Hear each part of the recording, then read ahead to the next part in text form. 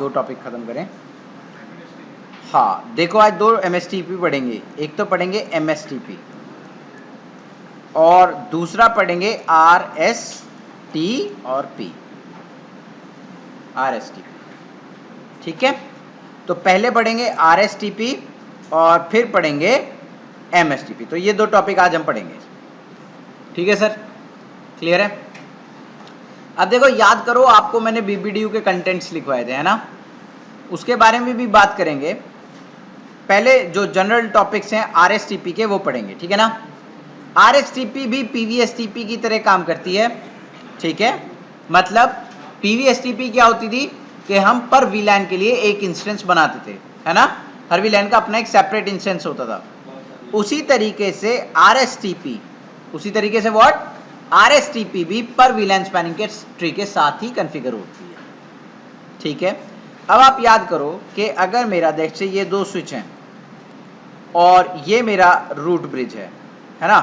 तो F0/21, F0/22, F0/22 और F0/21 correct है।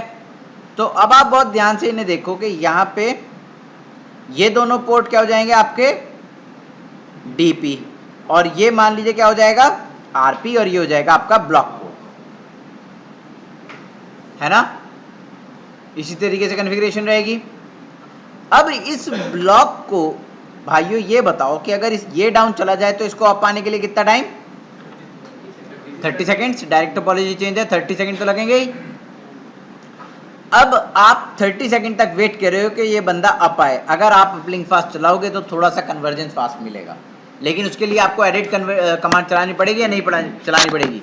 अब जैसे फॉर एग्जांपल आप थोड़ा रिप पढ़ के आए हो सीसीएनए में, है ना? अब देखो, याद करो कि अगर R1 है और ये R2 है तो रिप की जो मैट्रिक होती है वो क्या होती है, हॉप काउंट, है ना? हॉप काउंट होती है ना? तो देखो, अगर मैं यहाँ से यहाँ जाऊंगा तो कितने हॉप आएंगे, 1, और यहाँ से यहाँ जाऊंगा तो 2, मगर इसकी बैंडविड्थ सीरियल इंटरफेस से हमेशा ज्यादा होती है ना, हमेशा ज्यादा होती है। तो मुझे आप एक बात बताओ, कौन सा फिलहाल बेनिफिशियल है, ऊपर वाला या नीचे वाला?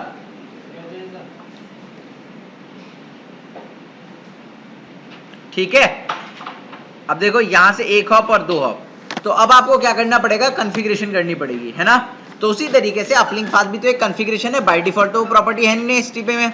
तो अब हमने क्या करा गाइस, हमने सोचा कि इसको 30 सेकंड नहीं लगने चाहिए, तो हमने एक नई एसटीपी को लेके आए जिसे हमने बोला रैपिड स्पैनिंग ट्री। पहले वही चक्कर था, आईएसएल पे चलता था, .1q पे नहीं चलता था, अब दोनों के लिए चलता है, इंडस्ट्रियल स्टैंडर्ड है। ठीक है, पहले रैपिड किस पे चलता था, सिर्फ सिस्को के डिवाइस पे। क्यों? क्योंकि आईएसएल सपोर्टेड था, इंटर स्विच लिंक। ठीक है, तो अब हमने क्या करा, देखो हमारी स्पैनिंग ट्री की जो कन्वर्जेंस है वो ऑब्वियसली स्लो है अगर हम कॉन्फ़िगरेशन नहीं करते तो, है ना? अगर ये रूट पोर्ट डाउन होता है तो ब्लॉक को मिनिमम 30 सेकंड तो लगेंगे। और आपने देखा है इनडायरेक्ट टोपोलॉजी चेंज भी हमने पढ़ा है ना? उसमें कितने लगते थे? तो कहीं ना कहीं 30 to 50 सेकंड तो लग ही रहे हैं। उसको प्रॉपर करने के लिए हमने क्या डेवलप किया, रैपिड स्पैनिंग ट्री। समझ में आया क्यों बनाई रैपिड स्पैनिंग ट्री? ठीक है, अब रैपिड स्पैनिंग ट्री का फायदा समझिए। देखिए, किसी भी पोर्ट को रूट पोर्ट बनने या ब्लॉक पोर्ट बनने में मिनिमम 30 सेकंड तो लगते होंगे। भाई देखो, आप बहुत ध्यान से समझो मेरी बात को। हमने पोर्ट फास्ट पढ़ा है ना? पोर्ट फास्ट क्या मैं ट्रंक इंटरफेसेस पे अनेबल करूंगा? क्यों? क्योंकि वो टीसीएन बीबीडीयू को बंद कर देगा, और अगर टीसीएन बीबीडीयू नहीं आएगा, क्या तुम्हारा ब्लॉकिंग पोर्ट फॉरवर्डिंग में जाएगा? समझ आया? तो पोर्ट फास्ट ट्रंक इंटरफेसेस पे तो लगाने से रहे। एक्सेप्शन पढ़ाया मैंने आपको, राउटर और स्टिक वाला बताया था ना? अब आप बहुत ध्यान से समझो, ये पोर्ट जब रूट पोर्ट बन रहा होगा तो ऑब्वियसली पहले क्या होगा, कुछ कनेक्शन नहीं है, ब्लॉक पोर्ट से ही शुरुआत करेगा, है ना? तो ब्लॉकिंग में नहीं रहेगा ज्यादा देर, क्योंकि मैसेज तो कहीं छू नहीं रहा है, सीधा किस में आएगा, लिसनिंग में, और लिसनिंग से किस में जाएगा, लर्निंग में। तो टोटल टाइम कितना हुआ रूट पोर्ट बनने के लिए? 30 सेकंड। कन्वर्जेंस स्लो है या नहीं है? अच्छा, प्लस देखो अब रूट पोर्ट बनने में 30 सेकंड, अब रूट डाउन होता है तो ये बंदा कितने में आप ब्लॉक पोर्ट 30 सेकेंड, तो मिनिमम 30 सेकेंड तो लग ही रहे हैं। अब आप आज का सिनेरियो लेके आओ, आज आपके पास एक आईपी फोन ये रहा है ना जी, और एक आईपी फोन ये रहा,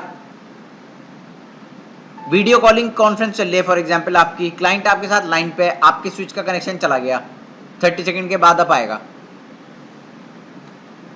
क्या आप अपनी वीडियो कॉलिंग को 30 सेकेंड के लिए रोक लोगे? कॉल ड्रॉप हो जाएगी, है ना, तो that is a loss of data. तो उसको कन्वर्ज फास्ट कराने के लिए हम लोग ने बनाया क्या? Rapid spanning RST. समझ आया सर कंसेप्ट क्यों आया? अब इसको बहुत ध्यान से समझो, rapid spanning tree is nothing new अलावा एक कमांड के। आप रैपिड स्पैनिंग ट्री पहले ही पढ़ चुके हो, जो हमने पीवीएसटी पढ़ी, सारी कमांड रैपिड में उसी तरीके से काम होती हैं। इसमें जो नई चीज है वो बीपीडीयू में कुछ फ्लैग्स ऐड होते हैं। क्या ऐड होते हैं? फ्लैग्स। कौन सा? एक होता है प्रपोजल फ्लैग, बीपीडीयू के अंदर ही। उसके बाद एक होता है सिंक फ्लैग, एक हो गया आपका अग्रीमेंट फ्लैग। अब ये तीनों काम कैसे करते हैं? तो अब मैं बीपीडीयू को, अगर मेरा प्रपोजल फ्लैग ऑन है तो मैं उसे बीपीडीयू नहीं बोलूंगा, मैं उसे क्या बोलूंगा? Proposal message. क्या बोलूंगा? प्रपोजल। अगर एग्रीमेंट फ्लैग ऑन है बीपीडीयू के अंदर तो मैं उसे क्या बोलूंगा? Agreement message rather than BPDU message. समझ आया सर? बहुत। अब देखिए sir, proposal message. Proposal message सबसे पहले रैपिड स्पैनिंग ट्री की सबसे बड़ी एडवांटेज कि जैसे ही आपके पोर्ट अप आते हैं, रिपीट कर रहा हूं, बहुत ध्यान से सुनना, जैसे ही आपके पोर्ट अप आते हैं सारे पोर्ट डीपी बन जाते हैं। हाँ, डीपी बन गए अभी सारे, नहीं गया था ना वो पर। अच्छा, प्रपोजल मैसेज है ना, क्या बन जा, एक सारे बन जाते हैं डीपी एकदम से, जैसे ही अप आए सब डीपी बन गए। ये डीपी पोर्ट का एक फायदा होता है क्या, कि यहां से याद करो कॉन्फ़िगरेशनल बीपीडीयू जाते थे या नहीं जाते थे? तो डीपी बनाने का एक पर्पस यहां पे क्या है कि हम सारे पोर्ट से प्रपोजल मैसेज भेजते हैं, सारे पोर्ट से। ठीक है भाई, डीपी पोर्ट से कॉन्फ़िगरेशनल बीपीडीयू जाते थे, तो यहां पे हमने क्या करा कि जैसे ही हमारे सारे पोर्ट अप आए उन्हें डीपी बनाया। क्यों? क्योंकि हमें वहां से प्रपोजल मैसेज निकालने थे। ठीक है, अब ये भी प्रपोजल भेजेंगे और ऊपर वाला भी प्रपोजल भेजेगा, सबने प्रपोजल एक्सचेंज करे। अब एक बात बताओ, क्या प्रायोरिटी दो स्विचेस की एक जैसी हो सकती है? प्रायोरिटी बाय डिफॉल्ट अगर मैं चेंज नहीं करूं तो हो सकती है। क्या MAC address, base MAC address same हो सकता है? तो क्या दोनों प्रपोजल एक जैसे हो सकते हैं कभी भी? किसी का सुपीरियर होगा, किसी का इंफीरियर होगा। बात समझ में आ रही है क्या कह रहा हूं मैं? तो जो बंदा, अभी देख लो, इसका मैक एड्रेस ए, इसका मैक एड्रेस बी, तो सुपीरियर प्रपोजल कहां से आ रहा होगा? ए से, क्योंकि उसका मैक एड्रेस लोअर है ना। तो जो बंदा सुपीरियर प्रपोजल रिसीव करेगा वो अपने सारे इंटरफेस से प्रपोजल मैसेज भेजना बंद कर देगा। समझ में आया? जैसे फॉर एग्जांपल स्विच 2, सॉरी एक मिनट रुक जाओ, स्विच 2 है ये। हाँ, अभी सुन ले मेरी बात। देखो, जो भी स्विच सुपीरियर बीपीडीयू रिसीव करेगा, क्या करेगा? रिसीव करेगा। रिसीव, सेंड नहीं, रिसीव की बात कर रहे हैं। जो भी सुपीरियर प्रपोजल क्या करेगा? रिसीव करेगा। वो बंदा अपने प्रपोजल मैसेज अपने इंटरफेस से स्विच को भेजना बंद कर देगा। ठीक है, उसने क्या करा? अपने प्रपोजल मैसेज शट डाउन कर लिए। क्यों? क्योंकि उसके इंफीरियर हैं और सामने वाले बंदे के सुपीरियर है। ठीक है सर, अब वो क्या करेगा? अब ये हमारा स्विच 2 है। क्यों? क्योंकि इसकी प्रायोरिटी बेकार है। हमने क्या करा? दोनों, जैसे ही हमारे रैपिड स्पैनिंग ट्री चली, सारे पोर्ट डीपी बने, सब ने एक दूसरे को प्रपोजल मैसेज भेजना चालू करा। जो पोर्ट सुपीरियर प्रपोजल रिसीव करता है वो अपने इंटरफेस से प्रपोजल मैसेज आगे भेजना बंद करता है और फिर एक प्रोसेस चलाता है जिसे हम बोलते हैं सिंक्रोनाइजेशन। जो स्विच सुपीरियर प्रपोजल रिसीव करेगा वो क्या एक्टिवेट करेगा? सिंक्रोनाइजेशन एक्टिवेट करेगा। ठीक है, क्या एक्टिवेट करेगा? सिंक्रोनाइजेशन, और सिंक्रोनाइजेशन में वो अपने लिए रूट पोर्ट सेलेक्ट कर रहा होता है। क्या सेलेक्ट कर रहा होता है? Root port. अब रूट पोर्ट सेलेक्ट करने की क्या क्या वो ऑप्शन है हमारे पास? एक तो कॉस्ट है, दूसरा क्या है? ब्रिज आईडी, और तीसरा क्या है? Port priority. पोर्ट प्रायोरिटी क्या है? Port priority. ये तीन तरीके जो हमने पहले पढ़े थे वही रूट पोर्ट सेलेक्ट करने के यहाँ पे, कोई डिफरेंस नहीं है, कोई चेंज नहीं है, ठीक है। अब जैसे ही जो आप रूट पोर्ट सेलेक्ट कर लेते हो, ये मिली सेकेंड में होता है, आप रूट पोर्ट से एक अग्रीमेंट बीपीडीयू निकालते हो। क्या निकालते हो? Agreement BPDU. कौन भेजेगा? जो बंदा सिंक्रोनाइजेशन कर रहा होगा। जैसे ही आप सिंक्रोनाइजेशन को एंड करोगे, है ना, और सुपीरियर प्रपोजल आपका एग्रीमेंट मैसेज यहां पहुंचेगा, तो जो पोर्ट एग्रीमेंट मैसेज सेंड कर रहा होता है और जो पोर्ट एग्रीमेंट मैसेज रिसीव कर रहा होता है, वो एकदम से आरपी और डीपी बन जाता है। जो पोर्ट एग्रीमेंट मैसेज सेंड कर रहा होगा और जो पोर्ट एग्रीमेंट मैसेज रिसीव कर रहा होगा, राइट, वो इमीडिएटली क्या बन जाते हैं? आपके आरपी और डीपी पोर्ट। समझ आया? ठीक है। और जैसे ये आपके अप आए, आपने अपना ट्रैफिक जो है फॉरवर्ड करना शुरू कर दिया मैक एड्रेस पॉपुलेट करके, तो कहां तो आपको 30 सेकेंड लग रहे थे और कहां पे ये पूरा प्रोसेस विद इन 1 सेकेंड हो जाता है। ठीक है सर, पूरा प्रोसीजर। लेकिन जो मैंने अभी आपको बताया वो बिहेवियर 2 तरीके का है।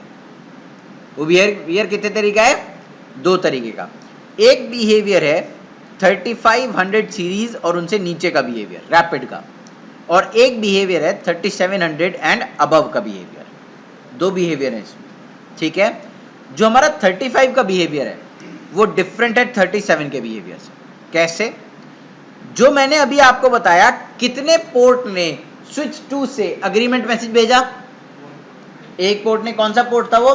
रूट पोर्ट, जिसे सेलेक्ट करा था हमने, है ना। ये बिहेवियर है आपका 3500 एंड बिलो का। यहां पे ब्लॉक पोर्ट को ब्लॉकिंग में जाने के लिए पूरे 30 सेकंड लगेंगे। देखो, दोनों तो डीपी और रूट पोर्ट नहीं हो सकते। ये किस में जाएगा? ब्लॉक में। तो इसको ब्लॉक में जाने के लिए कितने सेकंड लगेंगे? 30 सेकंड। ये बिहेवियर किसका है? ये आपका 3500 सीरीज और उनसे नीचे की सीरीज का है। ठीक है जी। अब आप आ जाओ 37 के बिहेवियर पे। तो अभी हमने जो अग्रीमेंट मैसेज भेजा था वो यहां से भेजा था, है ना। जब आप काम करोगे किस पे? 3700 सीरीज पे, तो जो अग्रीमेंट मैसेज जाएगा वो दोनों इंटरफेस से जाएगा। जो आपका अब लेटेस्ट iOS है 3700 सीरीज में, जब आप 15.0 राउटर का iOS चलाओगे तो अग्रीमेंट मैसेज आपको दोनों इंटरफेस से मिलेगा। ठीक है जी। और जब आप यहां पे इन इंटरफेसेस पे अग्रीमेंट मैसेज रिसीव करोगे तो इमीडिएटली आपका ये बंदा किस में जाएगा? ब्लॉकिंग में, और ये बंदा किस में जाएगा? RP port. वहां पे 30 सेकंड नहीं लगेंगे।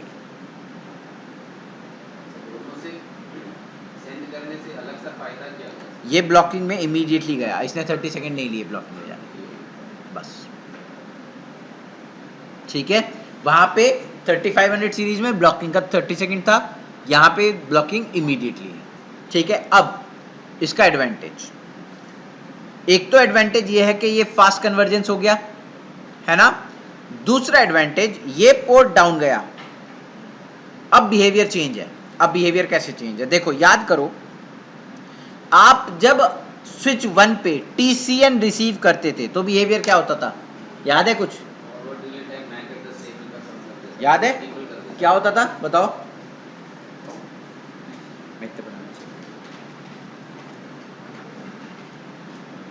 देखो सर, होता क्या था कि जैसे ही हम कभी टीसीएन रिसीव करते थे, क्या रिसीव करते थे? टीसीएन। तो हमारी जो मैक एड्रेस टेबल का एजिंग टाइम था वो कितना हो जाता था? फॉरवर्ड डिले टाइमर के इक्वल। यहां पे टीसीएन रिसीव करते आपकी पूरी मैक एड्रेस 0 सेकंड में फ्लश हो जाती है रैपिड स्पैनिंग ट्री में। क्यों? उसका एक रीजन है। वहां पे आप क्या करते थे? अपलिंक फास्ट एनेबल करते थे ना, तब वो बंदा इमीडिएटली अप आता था। यहाँ पे अपलिंक फास्ट करने की कोई जरूरत नहीं है। यहाँ पे क्या होता है कि जैसे ही आपका ये पोर्ट डाउन गया, ये इमीडिएटली क्या हो गया, अप आ गया इमीडिएटली। तो इसीलिए उन्होंने कहा कि जैसे ही आपका स्विच कोई भी TCN मैसेज जनरेट करेगा तो आपकी मैक एड्रेस टेबल इमीडिएटली क्या होनी चाहिए, फ्लश, क्योंकि आप सारे इंटरफेसेस ऑफ मैक एड्रेस कहां से लर्न करना शुरू कर दोगे, दूसरे वाले इंटरफेस से। तो रैपिड स्पैनिंग ट्री में एक प्रॉपर्टी डाली गई, क्या प्रॉपर्टी है कि जैसे ही कोई TCN जनरेट करेगा या रिसीव करेगा TCN, राइट, वो बंदा अपना MAC address table time immediately flush कर देगा 0 सेकेंड, ठीक है, और वो फिर मैक एड्रेस टेबल को चेंज करेगा from the different number of port से।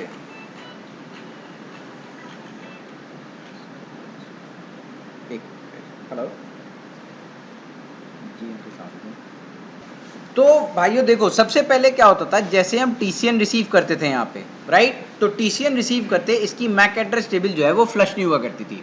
यहाँ पे हमने अपलिंक फास्ट की जरूरत ही नहीं है, क्योंकि अपलिंक फास्ट की जगह हमने ये एक प्रॉपर्टी दी है रैपिड स्पैनिंग ट्री को कि जैसे ही आपके यहाँ डायरेक्ट टोपोलॉजी चेंज होगी, इनडायरेक्ट की बात नहीं कर रहा मैं, डायरेक्ट टोपोलॉजी चेंज होगी, आप TCN जनरेट करते ही अपना क्या कर देंगे, मैक एड्रेस टेबल फ्लश कर देंगे। क्यों? क्योंकि यहां पे ये पोर्ट इमीडिएटली अप आ जाएगा।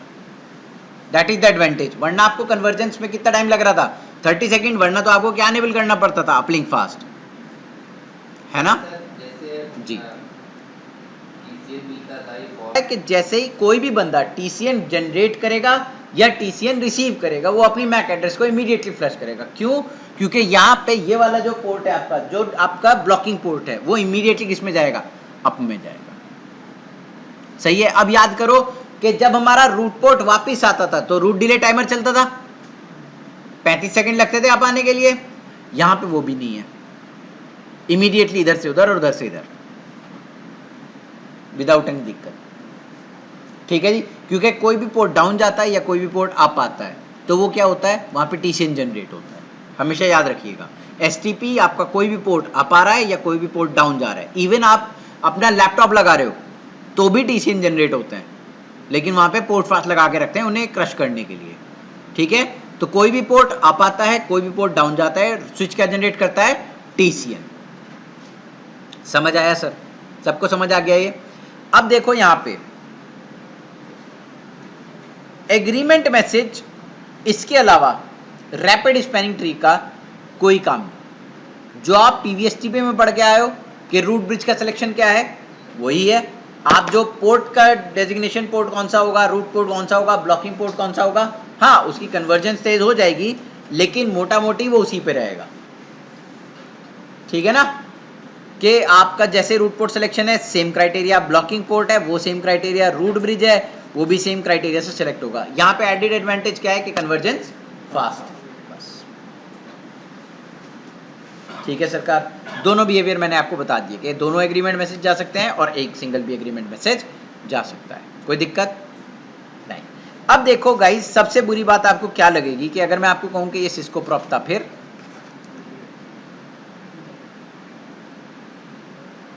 है ना, तो ये क्या करता था, ये रैपिड PVSTP पे चलता था।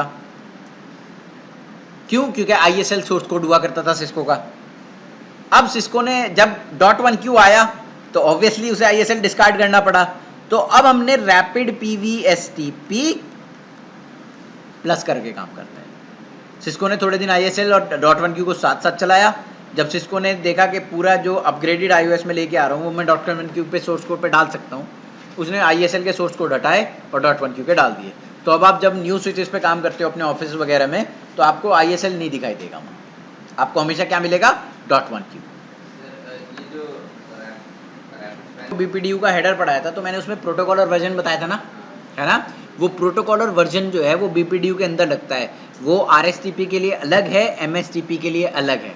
लेकिन अगर जैसे मैं, देखो यहाँ पे बहुत ध्यान से अच्छी बात करी उन्होंने कि अगर मैं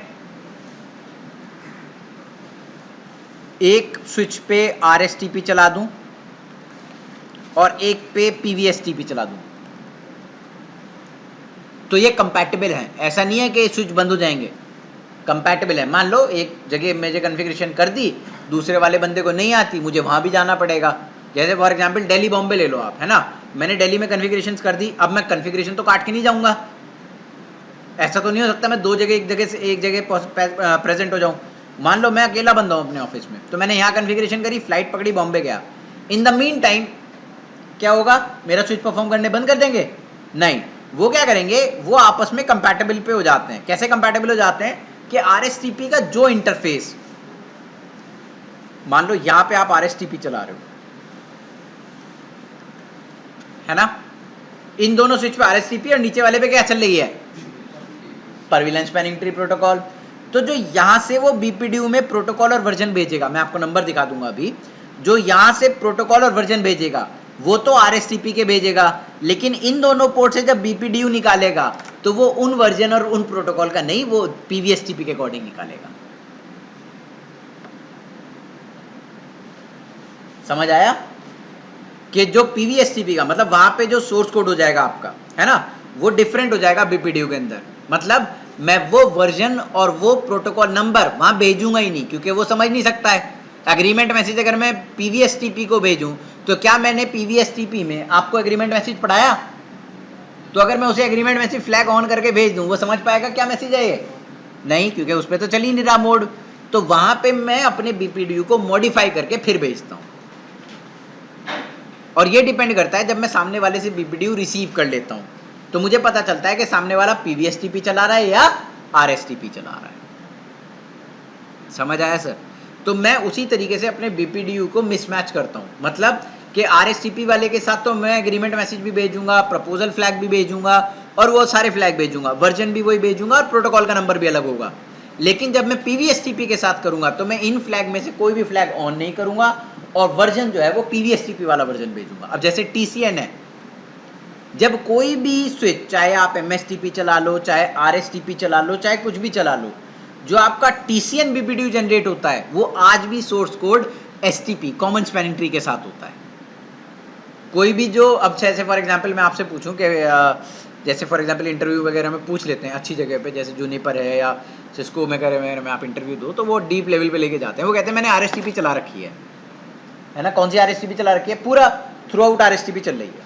TCN जनरेट हुआ तो वो RSTP का TCN होगा या कॉमन स्पैनिंग ट्री का TCN होगा? अब आप कहोगे ऑब्वियसली भाई TCN भी तो उसी का होगा जिसका STP होगी, लेकिन याद रखना TCN हमेशा STP कॉमन स्पैनिंग ट्री पे चल रहा होता है। वो जो BPDU जनरेट होता है उसमें प्रोटोकॉल और वर्जन वो कॉमन स्पैनिंग ट्री जो बहुत पुराना था उसी का चलता है। ये मैं आपको डीबग करके भी दिखा दूंगा, तो याद रखने वाली बात है ये। तो हमारा स्विच जो है वो एक ही टाइम पे अलग अलग BPDU निकालने के लिए कंपैटिबल है, कि इस वाले स्विच के साथ तो क्या सा BPDU निकालेगा जो RSTP समझ पाए, इस वाले के साथ कोई क्या निकालेगा जो PVSTP समझ पाए, और सेम प्रॉपर्टी आपके MSTP के साथ भी है। इन्होंने अभी पूछ लिया, मैं बताना नहीं चाहता, इन्होंने अभी पूछ लिया तो मैंने बता दिया, ठीक है। तो ऐसे हमारी इंटरकम्पैटिबिलिटी भी है हमारी डिवाइसेस के साथ, ऐसा कुछ नहीं है कि हमारी इंटरकम्पैटिबिलिटी नहीं है। सर जी इतना समझ में आया सबके? क्लियर है ये बात? अब आगे चलते हैं। देखो RSTP कोई बहुत बड़ी चीज नहीं है in the terms of configurations, सिर्फ आपको अपने डिवाइस का क्या चेंज करना है, मोड। मगर दो बातें ध्यान रखना, कभी भी एग्जामिनेशन पर्पस के से समझ लीजिए कि एग्जामिनेशन पर्पस जो लोग CCI करेंगे उनको लिए बहुत इंपॉर्टेंट बात है ये, कि वहाँ पे जो एग्जामिनेशन में क्वेश्चन होगा वहाँ पे कोई भी आपसे ये नहीं पूछेगा कि ज़रा मुझे MSTP चला के दिखा दो या RSTP चला के दिखा दो, बोलेगा नहीं आपसे कोई भी कुछ, आपको खुद ही पकड़ना पड़ेगा। वो आपसे फॉर एग्जांपल ऐसे कर लेगा कि वो STP चलाओ जिसमें आपका पोर्ट या आपका स्विच इमीडिएटली सारी मैक एड्रेस टेबल को फ्लश कर दे। अब ये आपको अपने माइंड प्रोसेस में चलाना पड़ेगा कि ऐसी कौन सी STP है जिसमें वो इमीडिएटली मैक एड्रेस टेबल को फ्लश कर देगा, RSTP। लेकिन वो यहीं नहीं रुकेगा, वो आगे बढ़ेगा, वो कहेगा कि आप ऐसी STP चलाओ जिसमें इंस्टेंस अलग अलग बन पाए हर VLAN के लिए। अब वो PVSTP नहीं कह रहा, वो कह रहा रैपिड PVST, क्योंकि जब आप RSTP चलाते हो वो कभी भी अकेली नहीं चलती, वो हमेशा इन कोऑर्डिनेशन विद पीवीएसटीपी चलती है। समझ आया? तो पीवीएसटीपी के बगैर आप रैपिड वर्ड नहीं लिख सकते कॉन्फ़िगरेशन में भी। मैं करके दिखा देता हूं आपको थोड़ी सी। हमारे पास कितने स्विचेस हैं? 4 स्विच हैं। 2 3550 के हैं और 2 3750 के हैं।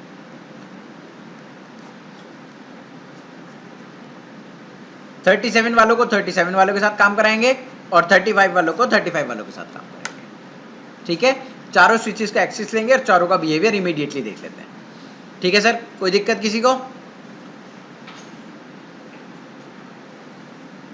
की बात करते हैं, ठीक है ना। 37 वाले की बात करेंगे तो एक कमांड है डीबग स्पैनिंग ट्री इवेंट्स। ठीक है जी, इवेंट कर दिया। अब देखो कुछ ज़्यादा बड़ा खेल करने की ज़रूरत नहीं है। स्पैनिंग ट्री मोड, देखो क्या कोई कमांड रैपिड की अकेले है?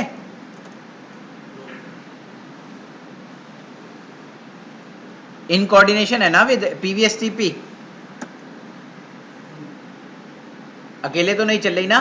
तो आपको जो पूरा एसटीपी है पीवीएसटीपी वो एज इट इज चलता रहेगा, बस ये अपने कुछ एडिड एडवांटेजेस डाल के अपना उसे चला देगा।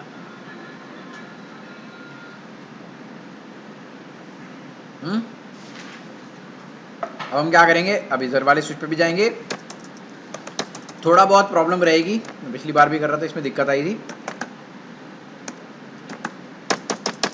Because of the iOS।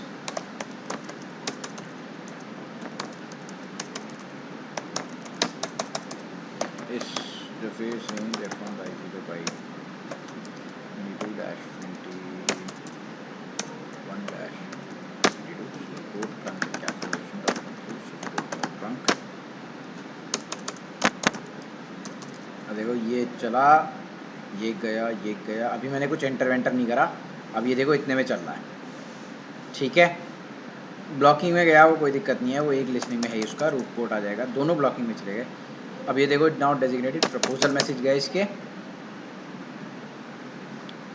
और इधर से भी चला देता हूँ मैं इसको, स्पैनिंग ट्री मोड रैपिड पीवीएसटीपी।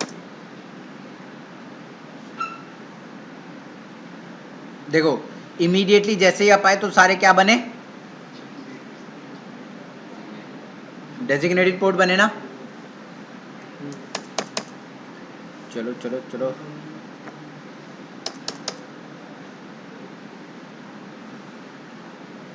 ये क्या कर रहा है?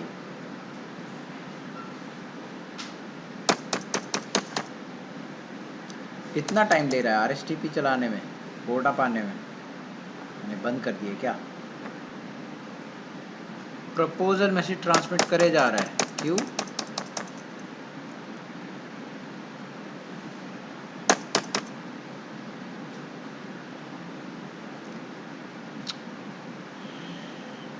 दोनों इंटरफेस को शट करके अब नो शट करेंगे। नो शट इमीडिएटली एंटर मारेंगे एक दूसरे के साथ, दोनों यहाँ पे मारा और यहाँ पे मार दिया, दोनों पे नो शट कर दिया। आप आए, शाबाश शाबाश शाबाश। अब देखो, हाँ 1 मिनट रुको, ट्रांसमिटिंग प्रपोजल, यार ये दिक्कत होती है इसमें। 22 वाले का एग्रीमेंट मैसेज नहीं दिखाई देता। देखो यहाँ पे रिसीव करा, 22 पे भी यहाँ पे दिखाई दे रहा है। दोनों पे एग्रीमेंट मैसेज आया या नहीं आया? मैं देखा उधर क्या दिक्कत आती है। देखो यहाँ पे आपको 22 वाले से एग्रीमेंट मैसेज नहीं दिखाई दे रहा। इतना पढ़ो, क्या इतने में 22 वाले का एग्रीमेंट मैसेज दिखाई दे रहा है कहीं पे लिखा हुआ? 22 से जो जाएगा वो, हाँ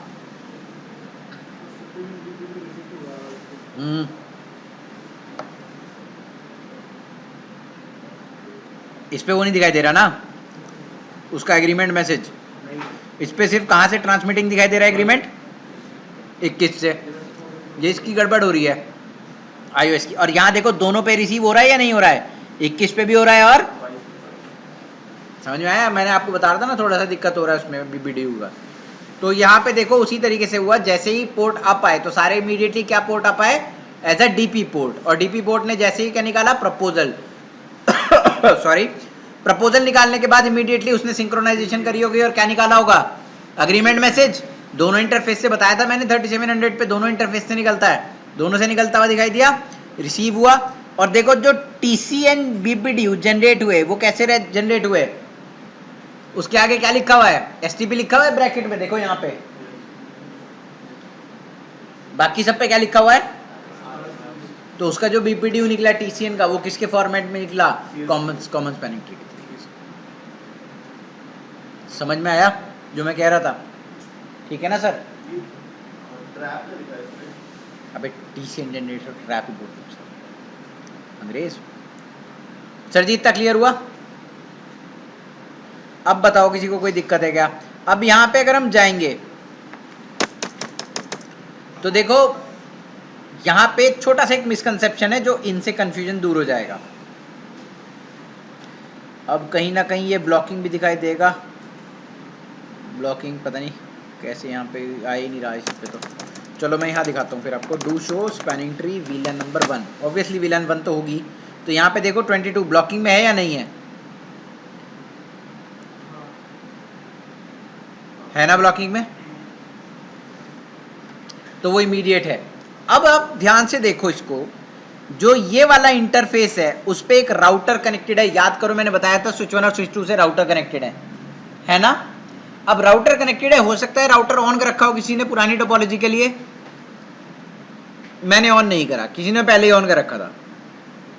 अब मुझे आप एक बात बताओ, क्या इसने पूरे 30 सेकंड लिए इसको ब्लॉक प्रपोजल भेजते भेजते, पूरे 30 सेकंड प्रपोजल भेजे या नहीं भेजे।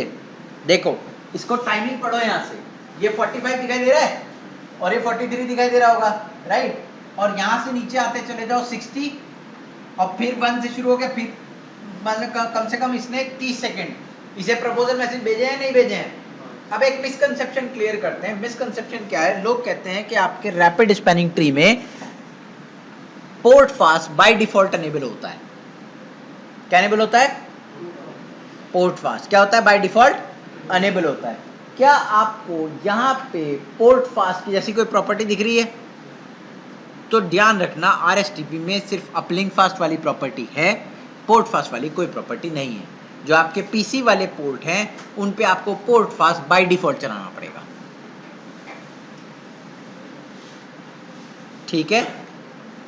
वहां पे पोर्ट फास्ट अनेबल नहीं है बाय डिफॉल्ट, ठीक है। वो पूरे 30 सेकंड ही लेंगे आपका, आपके अप आने, और टीसीएन भी जनरेट करेंगे अगर अप एंड डाउन जाते हैं, तो पोर्ट फास्ट चलाना इज कंपल्सरी। हाँ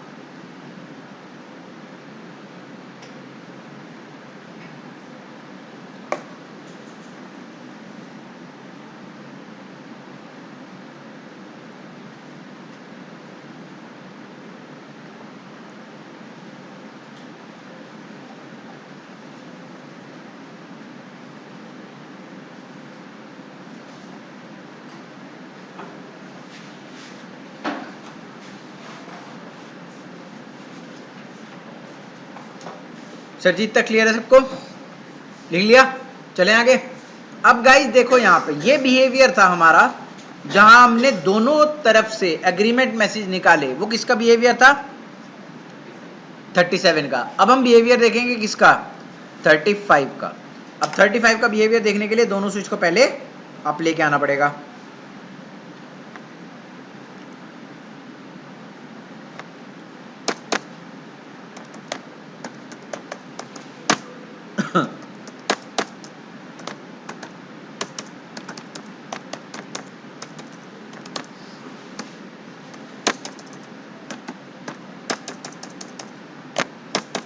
ये आ गया आपका स्विच 3 और अब हम निकालेंगे इसे स्विच 4।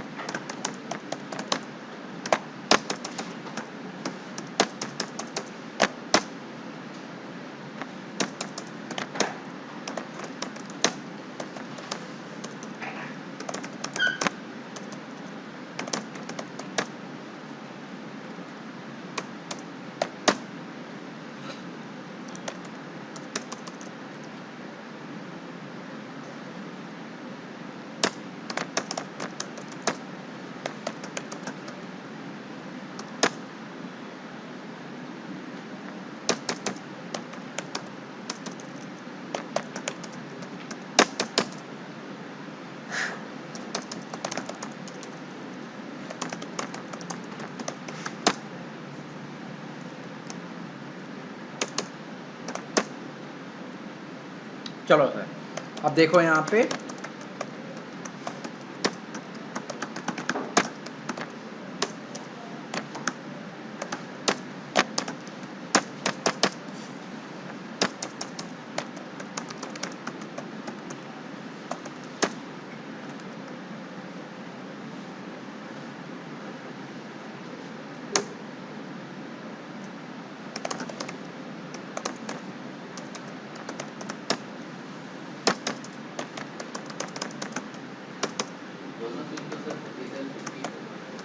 ये 3550 है, 36 है।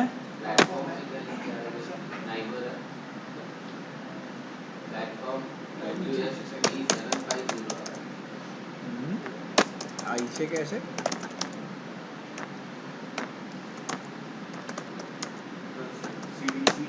अरे रुक जा, ये कौन सा है? 3750 है तो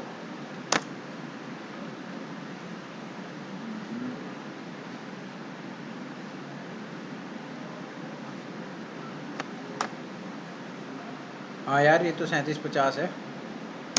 इसका नेबर भी 3750 है। यहाँ कैसे दिखाऊँ मैं? ये भी 3750 है। चलो, इस रैक में नहीं है। आप ध्यान रखना कि इसी तरीके से कॉन्फ़िगरेशन होगी डीबग स्पैनिंग ट्री प्रोटोकॉल, है ना। अब उसमें क्या करेंगे कि एग्रीमेंट मैसेज सिर्फ एक से जाएगा। ये बंदा एग्रीमेंट मैसेज इसे भेजता रहे, सॉरी प्रपोजल मैसेज भेजता रहेगा। 30 सेकंड तक जब हो जाएंगे, अपने आप बेचारा गरीब किस में चला जाएगा। बस ये दिखाना था मुझे आपको, तो वो आप देख लेना, ठीक है ना। रैक पे जब आप करोगे तो स्विच 3 और स्विच 4 आपको वैसे मिलेंगे। लेकिन अब एक छोटी सी बड़ी दिक्कत है, क्या कि रैपिड स्पैनिंग ट्री किसके साथ चलती है? और बाय डिफॉल्ट पर वीलैन स्पैनिंग ट्री आप सिर्फ 127 वीलैन, कहीं कहीं से 128 मान लो इसे, ठीक है, 27 और 28। तो जो 129वीं वीलैन होगी या 130वीं वीलैन होगी, क्या आप उसके लिए एसटीपी नहीं चला सकते? सर बिल्कुल नहीं चला सकते। एसटीपी का इंस्टेंस ही नहीं बनेगा इन दोनों के बीच। कैसे? अब यहां पे बहुत ध्यान से देखो। वीलैन क्रिएट करते हैं, चलो रैपिड स्पैनिंग ट्री चल रहा है, चलता रहने दो, कोई फर्क नहीं पड़ता। हम क्या करेंगे, do show CDP neighbour. Sir क्या मैं 130 वीलैन बना सकता हूं अपने स्विच के अंदर?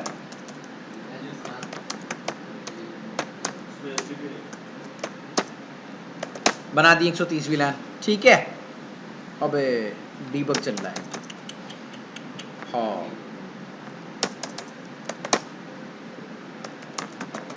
अब तो ये हाथ भी नहीं आने का बहुत दिन। अभी आपको लॉग मैसेज दे दिया कि मैं 128 वीलैन के लिए तो क्या कर सकता हूँ, एसटीपी चला रहा हूँ। डू शो रन कमांड देखो, इसने पीवीएसटीपी चला रखी होगी अपने अंदर।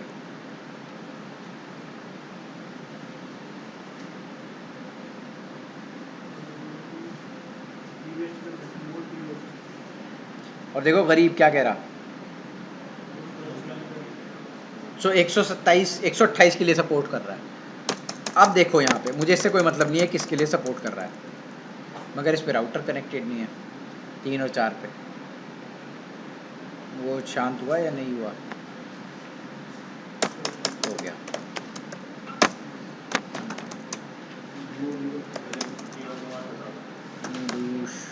अरे यार हटा दीजिए तो।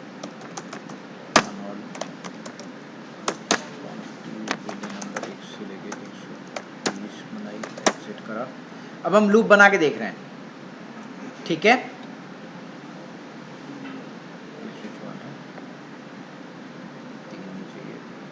एक स्विच वीलैन नंबर 1 से लेके, ठीक है सर। अब यहाँ पे आ गए हम।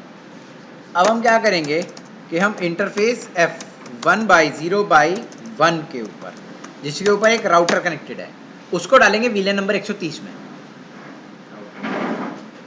ठीक है। Switch port mode port access VLAN number 130। पहले लूप बना दूँ फिर बता दूंगा क्या किया है, ठीक है ना। और ये रहा switch to interface F1/0/2 switch port mode access और switch port access VLAN number 130। देखो मैंने किया क्या है यहाँ पे, मैंने आपको बताया कि बाय डिफॉल्ट आपका जो राउटर स्विच है वो 128 के लिए क्या बनाएगा, STP चलाएगा। मैंने क्या किया, दो स्विच लिए, स्विच 1 और स्विच 2, और इनमें 130 VLAN क्रिएट कर दी। तो ऑब्वियसली इसके लिए कोई इंस्टेंस नहीं, इसके लिए कोई इंस्टेंस नहीं, STP चल ही नहीं सकती इनके लिए। यहां पे भी सेम काम किया कि इस पे भी 130 VLAN बना दी, और यहां पे एक यूजर लेके आया राउटर 1 और यहां पे यूजर लेके आया राउटर 2, है ना। और इन दोनों को किस VLAN का पार्ट बना दिया,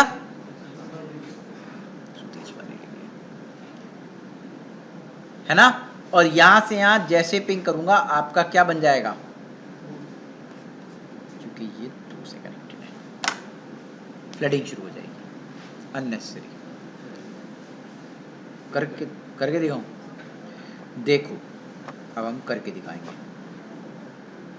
पहले राउटर 2 को उठा लेते हैं,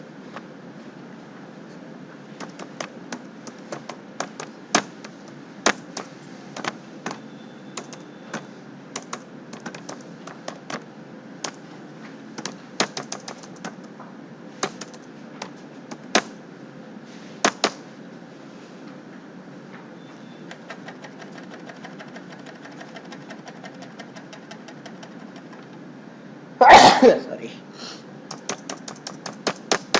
क्या मुसीबत है यार, एक डिवाइस साथ नहीं आता।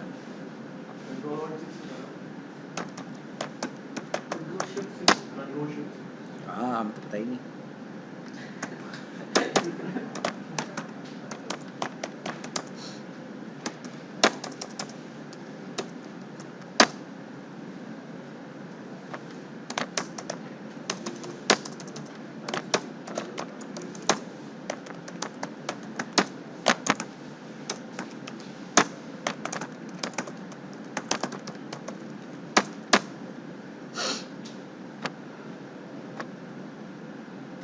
सर हो गया, अब आते ही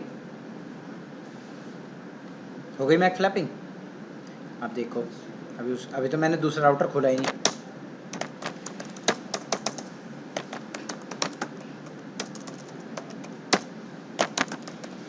क्योंकि उसने ग्रेशियस ऐप करा होगा, है ना। और जैसे उसने ग्रेशियस ऐप करा होगा अपने आईपी के लिए, जैसे उसने ग्रेशियस ऐप किया होगा, ट्रैफिक घूम गया 130 वाली VLAN में ट्रंक के ऊपर।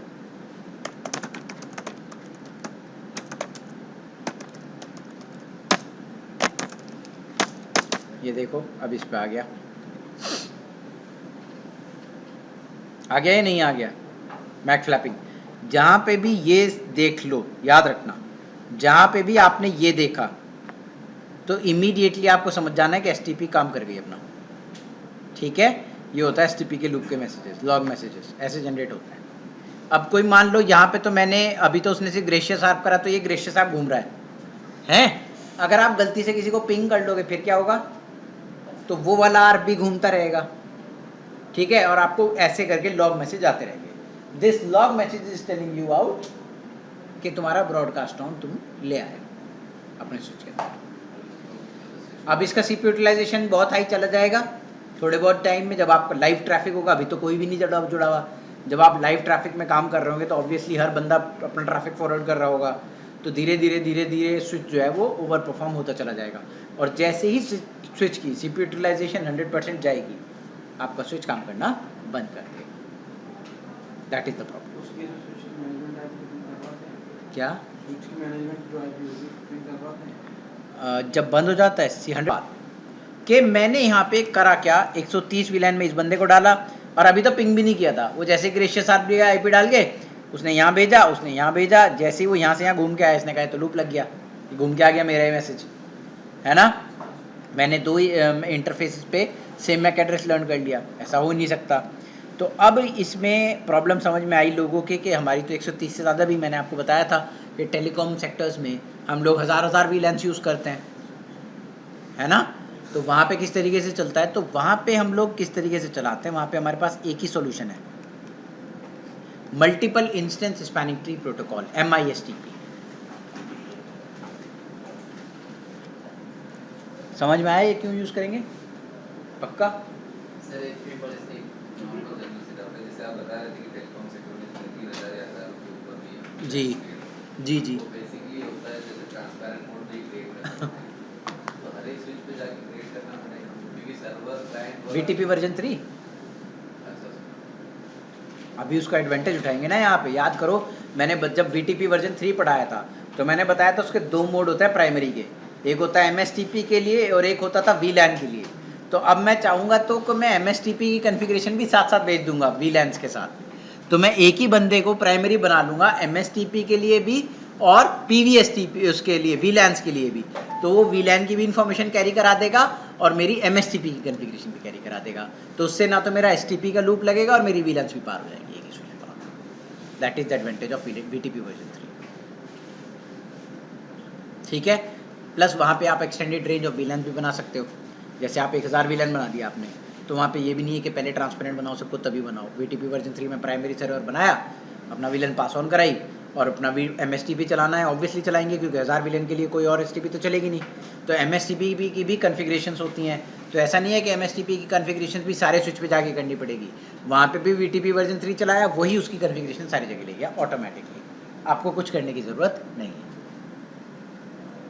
ठीक है सरकार, अब हम समझेंगे कि MSTP है क्या। MISTP ये एक तरीके का STP है, ठीक है, लेकिन STP का एक्सटेंडेड वर्जन है। ये क्या करता है कि देखो, एक तो आपके PVSTP आपने क्यों हटाया, क्योंकि ये स्लो था, तो आप क्या लेके आए RSTP फास्ट कन्वर्जेंस था, ठीक है, लेकिन इसकी एक डिसएडवांटेज थी, क्या थी कि VLAN जो है 128 VLANs के लिए इंस्टेंस बन सकता है, 128 के लिए नहीं बन सकता। तो अब हम क्या करें कि अब हमारे पास तो भाई 1000 VLAN है, अब मैं आपसे कहूँगी सर मैं तो ऐसी STP जानता हूँ जो 128 के लिए होता है, मैंने कहा ठीक है तुझे हटाता हूँ, किसी ऐसे बंदे को लेके आता हूँ जिसे 1000 का पता हो। तो 1000 चलाने के लिए हमें सिर्फ एक ही STP हमारे पास, MISTP। अब MISTP के लिए होता क्या है कि MISTP बहुत ही होशियार लोगों ने बनाया था। सबसे पहली बात, जब MISTP बना था तो वो पहले ही से क्या था, ये कभी भी सिस्को ने नहीं बनाया, ये ओपन स्टैंडर्ड था शुरुआत से। तो आप जूनिपर का स्विच लेके आ गए, आप हुआवे का स्विच ले आए, है ना, और आप एक HP का स्विच ले आए और एक सिस्को का। तो पहले क्या होता था कि RSTP आप नहीं चला सकते थे, कंप्लीट सिस्को एनवायरनमेंट चाहिए होता था, ठीक है ना, पहले। फिर आपके पास क्या सोल्यूशन बचता था, कन्वर्जेंस तो आपकी स्लो हो ही नहीं सकती थी, फिर कन्वर्जेंस में टाइम लगता। तो हमने क्या किया, हमने MSTP बनाई और MSTP के अंदर RSTP की कन्वर्जेंस डाल दी। मतलब MSTP की कन्वर्जेंस और RSTP की कन्वर्जेंस सेम है। यहां पे भी कौन सा है, प्रपोजल मैसेज, एग्रीमेंट मैसेज और सिंक्रोनाइजेशन। समझ आया सर? यहां पे भी सेम 3 मैसेज हैं, जैसे हमने वहां पे प्रपोजल व एग्रीमेंट का पढ़ा है, सेम प्रोसीजर यहां पे फॉलो होता है। किसके लिए, आप आने के लिए। तो रूट रोड का जो सिलेक्शन है, वो जो प्रोसीजर है सिलेक्ट करने का, वो सिंक्रोनाइजेशन MSTP में भी है, एग्जैक्टली सेम। ठीक है जी, नंबर 1। नंबर 2 एडवांटेज इसे दी कि आप at the same time 4000 VLANs को सपोर्ट कर सकते हो, पूरा बटा पूरा। अब कहां तो तुम्हारा रैपिड PVSTP के साथ कितनी सपोर्ट कर पा रहा था, सिर्फ 128। ये कह रहा है कि मैं कितने को सपोर्ट कर जाऊंगा, 4000 को। और कन्वर्जेंस कौन सी दे रहा है तुम्हें, रैपिड की, तो कौन सा STP चलाओगे। समझ में आया? तो इसीलिए इंडस्ट्री में आपको मेरे हिसाब से अगर रैपिड की जगह MSTP मिलता है तो वो ही मिलेगा और कोई नहीं मिलेगा। अगर कोई अच्छा डिजाइन कंसल्टेंट है आपको सिर्फ एक ही STP मिलेगी वहाँ पे। कौन सी STP मिलेगी, MISTP, और कुछ नहीं मिलेगा। क्यों, मान लो अभी आपके पास 150 VLAN है, कल को आप 100 और ऐड कर दो, परसों को आप 100 और ऐड कर दो, क्या MSTP सपोर्ट करने के लिए कंपैटिबल है, बिल्कुल कंपैटिबल है। यहाँ पे ये कंपैटिबल होता कैसे है वो देखते हैं। देखो, कंपैटिबिलिटी के लिए ये क्या करता है, ये रादर देन वीलैन को एसटीपी चलाने के लिए, वीलैन पे एसटीपी यहां नहीं चलती। क्या नहीं चलती? वीलैन पर एसटीपी यहां पे नहीं चलेगी। यहां पे किसके लिए एसटीपी चलेगी? यहां पे जो एसटीपी चलेगी वो किसके लिए चलेगी? इंस्टेंस के लिए चलेगी।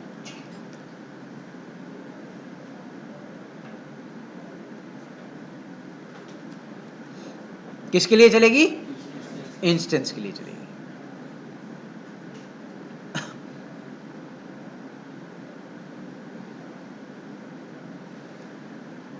ठीक है, किसके लिए चलेगी? इंस्टेंस के लिए चलेगी।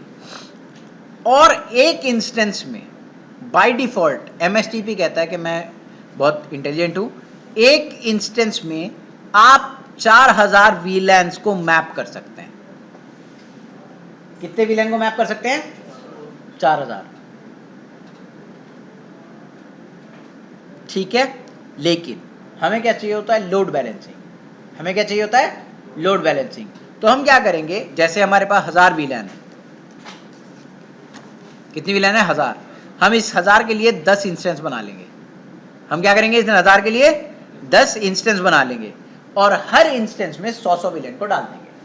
और फिर क्या करेंगे, अब माने मेरे पास ऐसा तो है नहीं 1000 वीलैन के लिए 10 ही स्विच रखे होंगे, कम से कम 20-25 स्विच होंगे। तो एक स्विच को एक इंस्टेंस के लिए रूट ब्रिज, दूसरे स्विच को दूसरे इंस्टेंस के लिए रूट ब्रिज, तीसरे को तीसरे के लिए रूट ब्रिज। अब जो आपका एसटीपी चलेगी वो इंस्टेंस के लिए चलेगी और वीलैन उनकी पूंछ पकड़ लेगी। मतलब अब डायरेक्टली वीलैन के लिए एसटीपी नहीं चल रही, अब किसके लिए चल रही है? इंस्टेंस के लिए चल रही है। वो वीलैन आ रही होगी तो वो जैसे इंस्टेंस के लिए रूट ब्रिज, तो वो पूरी वीलैंस के लिए भी रूट ब्रिज। जितने भी वीलैंस में रन करोगे उसके लिए सब एक इंस्टेंस। एग्जैक्ट, जी जी, बिल्कुल बिल्कुल। टोटल कितने इंस्टेंसेस पर वीलैन पर प्लेटफॉर्म डिफरेंट है, मैं देख लूंगा इसमें कितना प्लेटफॉर्म टू प्लेटफॉर्म वेरी करता है बराबर। सर जी क्लियर हुई ये बात? अब एमएसटीपी बहुत ही अच्छा बच्चा है, उसने अपने बीपीडीयू को थोड़ा और अच्छा बनाया। जैसे आपको याद या मैंने बताया नहीं, सॉरी, आपको एक चीज होती है डायामीटर। एसटीपी के अंदर क्या होती है? डायामीटर। एसटीपी के अंदर एक चीज होती है जिसे हम बोलते हैं क्या? डायामीटर। वो 7 स्विच को क्रॉस कर सकता है बाय डिफॉल्ट। कितने स्विच को? 7 स्विच को। बट वो टाइमर्स का खेल है, उसमें ऐसा कुछ नहीं है कि 7 ही स्विच तक जा सकता है। आप पीवीएसटीपी आरएसटीपी को और आगे भी ले जा सकते हो। लेकिन आप जो हमारा एमएसटीपी है उसके बीपीडीयू में हमने हॉप काउंट डाला है। कितना, क्या डाला है? बाय डिफॉल्ट आपको 19 तो मिलेगा ही मिलेगा, मतलब आप 20 स्विच तक तो जा ही सकते हो। इंक्रीज कर हमने यहाँ पे अपनी कैपेबिलिटीज को कि अगर हमारी बड़ी टोपोलॉजी है तो ऑब्वियसली हम एमएसटीपी छोटे टोपोलॉजी में तो नहीं चलाएंगे, बड़ी टोपोलॉजी में चलाएंगे। तो बड़ी टोपोलॉजी में कम से कम 10-15 स्विच तो होंगे ही, तो और मैं 7 तक अगर डायमीटर लेके चल रहा हूँ तो मेरी प्रॉब्लम हो जाएगी ना।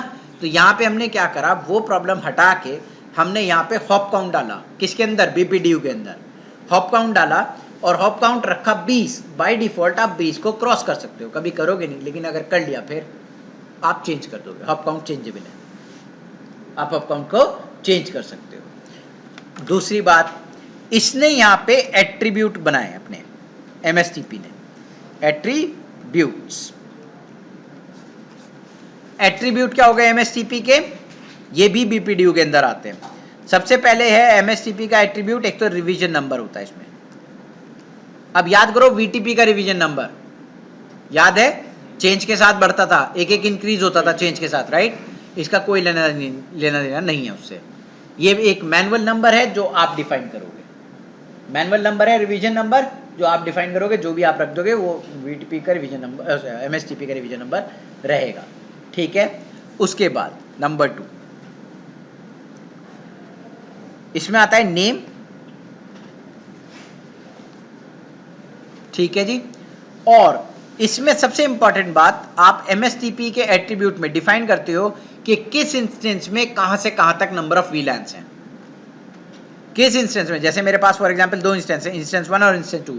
मैं कहूं कि इंस्टेंस 1 में वीलैन नंबर 1 से 5 है और इंस्टेंस 2 में 6 से लेके 10 तक है, तो ये भी एमएसटीपी के एट्रीब्यूट की तरह से काउंट होता है। ठीक है जी, समझ आया? अब मान लो एक सिनेरियो, ये 3 एट्रीब्यूट, समझ में आए? बहुत ध्यान से समझना इसको। अब मेरे पास मेरी एक कंपनी है जिसमें 3 स्विच में चला रहा हूं, 10 वीलैन से मैंने एमएसटीपी चला रखी है। जो इंस्टेंस में मैं एट्रीब्यूट में एमएसटीपी का नेम यूज कर रहा हूं, मैंने जो इंस्टेंस बना रखे हैं, ध्यान से देखो, यही इंस्टेंस बना रखे हैं। ठीक है सरकार, कोई दिक्कत किसी को नहीं। मैंने जो नेम ले रखा है अपनी कंपनी का एबीसी, अगर मेरे स्विचेस के बीच में, बहुत ध्यान से सुनना मेरी बात, अगर स्विचेस के बीच में एमएसटीपी के एट्रीब्यूट मैच कर रहे होते हैं, क्या कर रहे होते हैं? मैच कर रहे होते हैं एमएसटीपी के क्या? एट्रीब्यूट, तो हम बोलते हैं ये इंट्रा रीजन एमएसटी है। क्या है? इंट्रा रीजन अगर सारे एट्रीब्यूट्स मैच कर रहे हैं तो हम बोलेंगे उसे कि ये इंट्रा रीजन एमएसटी है। ये थोड़ा सा सीसीआई का पार्ट है, पढ़ा रहा हूं मैं वैसे, चलो वरना मेरे खत्म हो गया एसटी। हाँ, इंट्रा रीजन एमएसटी, एमएसटी लिख लो, एमएसटीपी में टाइम लगता है सारे पीली इंस्टेंस के बीच में है, सारे इंस्टेंसेस के बीच में स्विच के बीच में। अगर सारे एट्रीब्यूट मैच कर रहे हैं, कौन कौन से एट्रीब्यूट हैं? नेम, रिवीजन नंबर और इंस्टेंसेस। अगर मैच कर रहे हैं तो कौन सा एमएसटी है? Intra region MST. और देखो, एक आपकी कंपनी है तो क्या दुनिया में सिर्फ आप ही की कंपनी होगी? दूसरे लोग अपनी कंपनी नहीं खोल सकते, वो एमएसटीपी नहीं रन कर सकते, लेकिन आप एक काम कर सकते हो, आप उनकी कंपनी खरीद सकते हो। मर्जअप, फिर क्या होगा? मर्ज होगा।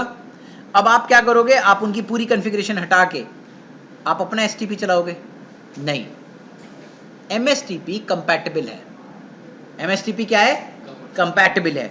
अगर वो बंदा इंस्टेंसेस, मान लो उसके अलग वीलैन चल रहे हैं और अलग उसकी कॉन्फ़िगरेशन चल रही है, राइट?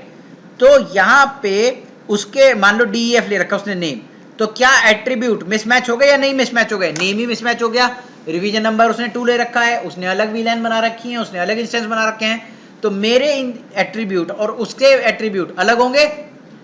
जहां पे इस तरह की एमएसटीपी चल रही हो, जहां पे डिफरेंट डिफरेंट एट्रीब्यूट आ गए, अब देखो ये वाला एबीसी, ये वाला डीएफ, तो इनके बीच में जो एमएसटीपी चलेगी उसे हम बोलेंगे inter reason एमएसटीपी।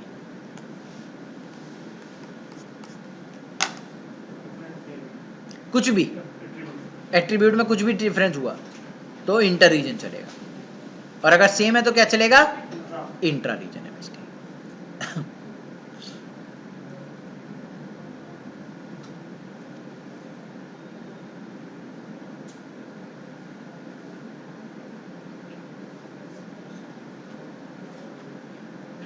Sir ji clear है? अब देखो,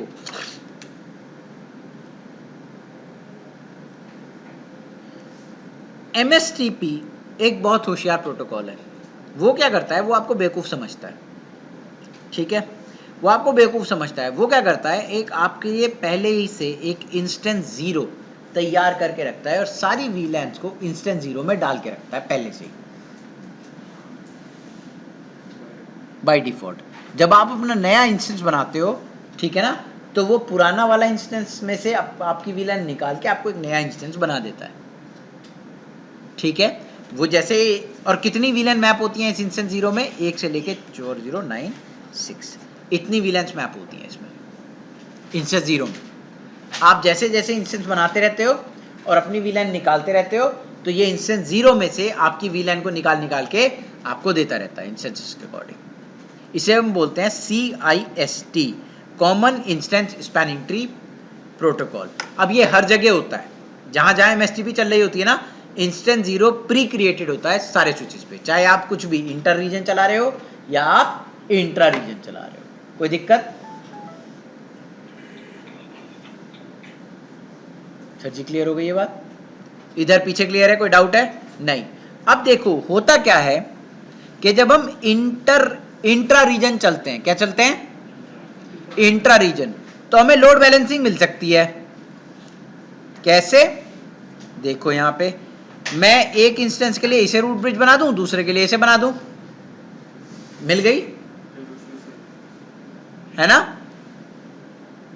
लेकिन जब हम इंटर रीजन करेंगे तब कैसे मिलेगी?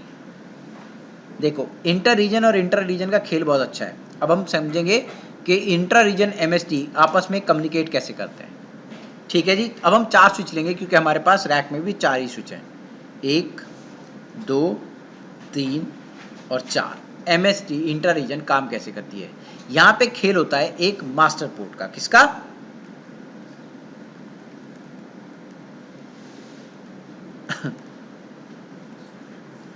अब देखो, ये यहाँ से कनेक्ट कर दिया, ये इसको इससे कनेक्ट कर दिया और इसको इससे कनेक्ट कर दिया।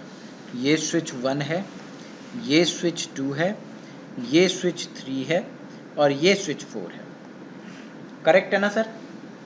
अब देखो यहाँ पे मैंने एक इंस्टेंस बनाया, इंस्टेंस 1, इसमें 1 से 5 दिया। ये इंस्टेंस 2 बनाया, यहाँ पे ये विलेन 6 से 10 थी।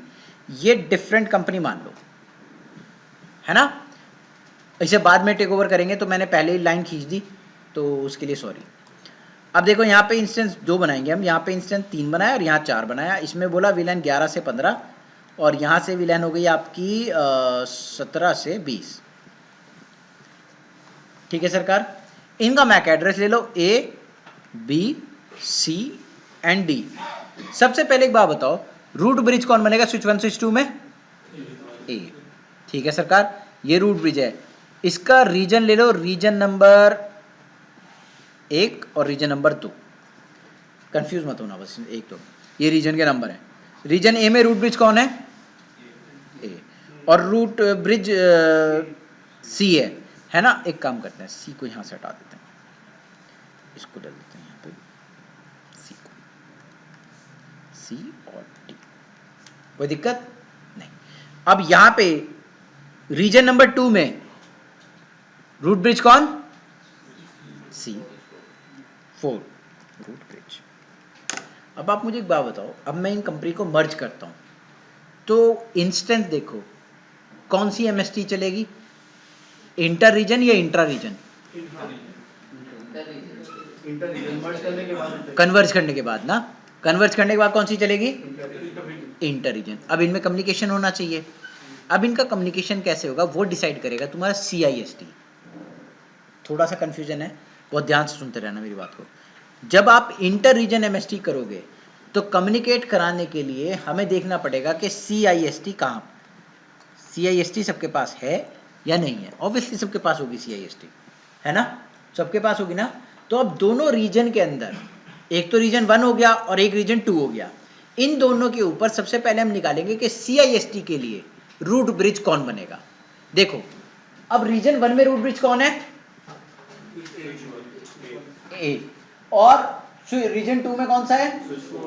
अब इन दोनों रूट ब्रिज में और तो कोई रीजन नहीं है ना मेरे पास, इन दोनों रीजन में बेटर रूट ब्रिज कौन है? स्विच 1 ना, तो वो रूट ब्रिज बनेगा CIST का रूट ब्रिज। क्या बनेगा? CISTP का रूट ब्रिज। समझ में आया? दोबारा बोलूं या समझ में आ गया? CIST बाय डिफॉल्ट बनी रहती है, हमने नहीं बनाई। सारी विलेन बाय डिफॉल्ट एक ही उसमें मर्ज करते रहते हैं। तो अब देखो होगा क्या, यहाँ पे ये CIST का रूट ब्रिज अपने लिए एक STP बनाएगा यहाँ से एंड तक, एंड ऑफ द टोपोलॉजी तक। तो ऑब्वियसली रूट ब्रिज पे सारे पोर्ट क्या हो गए? एक RP होगा और एक क्या होगा? ब्लॉक। मैंने अभी मान लिया। ये क्या होगा? और ये क्या हो जाएगा? RP block, DP DP RP और ब्लॉक पोर्ट। कोई दिक्कत?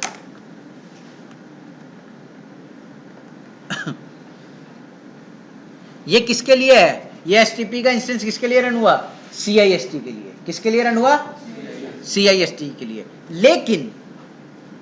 लेकिन एक प्रॉब्लम है।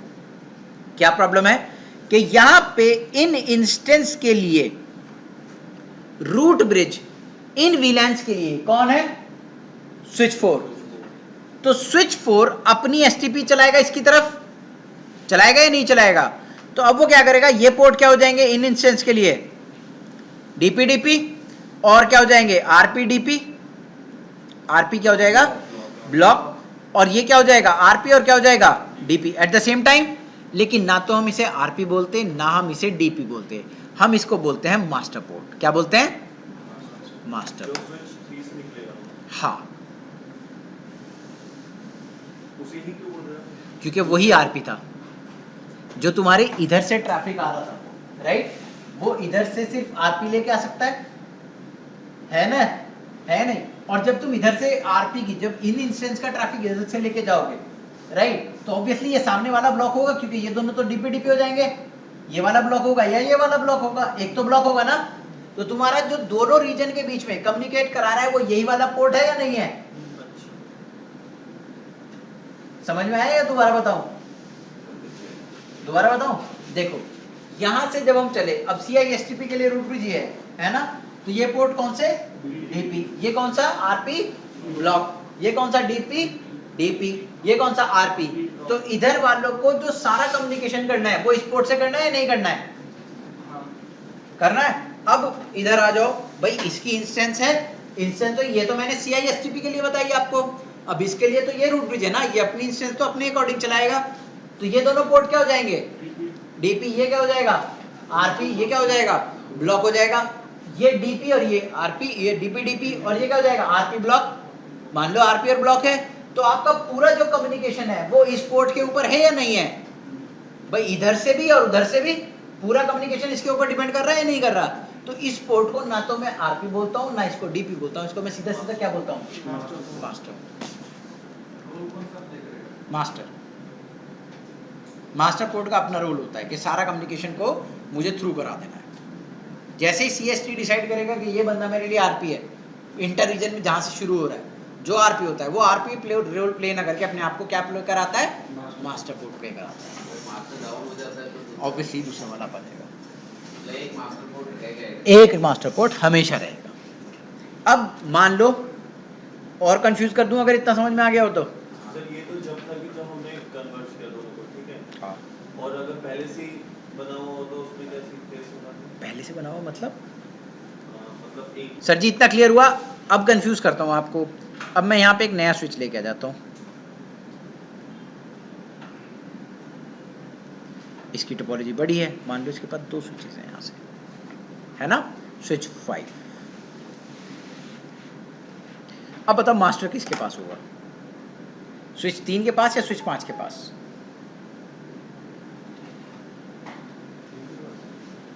क्यों? तो हमारा देखो, ब्रिज आईडी जिसकी बेटर, मास्टर पोर्ट उसके पास।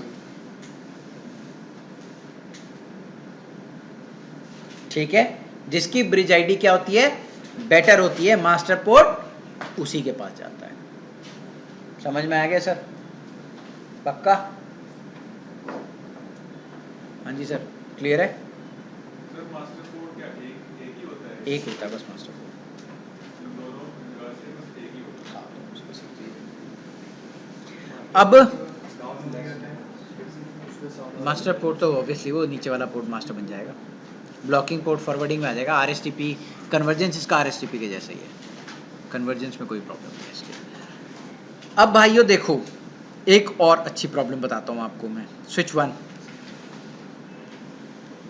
स्विच 2। अब आपका इंस्टेंस चला रहा है VLAN या VLAN सेपरेटली अपना इंस्टेंस चला रही है?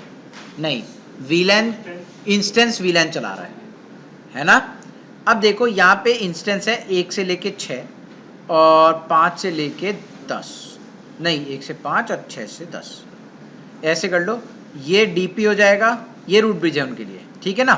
और ये DP नहीं, ये RP और ये DP और ये ब्लॉक, है ना?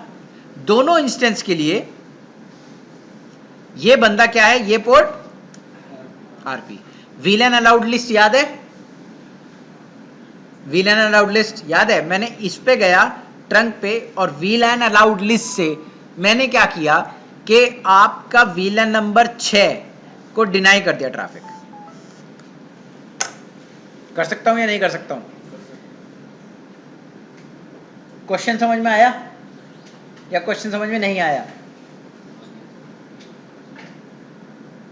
कम्युनिकेट कराना चाहते थे, ओनली स्विच को नहीं करवाना चाहते थे। मैंने क्या किया, मैं ट्रंक इंटरफेस पे गया, जो मेरा DP RP था उस पे गया और मैंने आपको परेशान करने के लिए डिनाई कर दिया वीलन नंबर 6।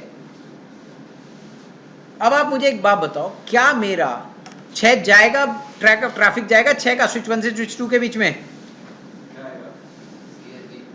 इंस्टेंस 0 का मेंबर इंस्टेंस तो मैंने बना दिया ना, मैंने बताया ना एक विलन एक ही इंस्टेंस का मेंबर है। अब मैंने इसे बना लो, मान लो इंस्टेंस 1 बना लिया और इसको इंस्टेंस 2 बना लिया, तो 6 इंस्टेंस 2 का पार्ट हो गई। और मैंने क्या किया, इंस्टेंस 2 और इंस्टेंस 1 के लिए स्विच 1 को रूट पोर्ट बनाया, वो दोनों पोर्ट डीपी, ये आरपीआर ब्लॉक है ना। और मैंने जो आरपी वाला ट्रंक इंटरफेस था उस पे गया और 6 वाले को डिनाई कर दिया।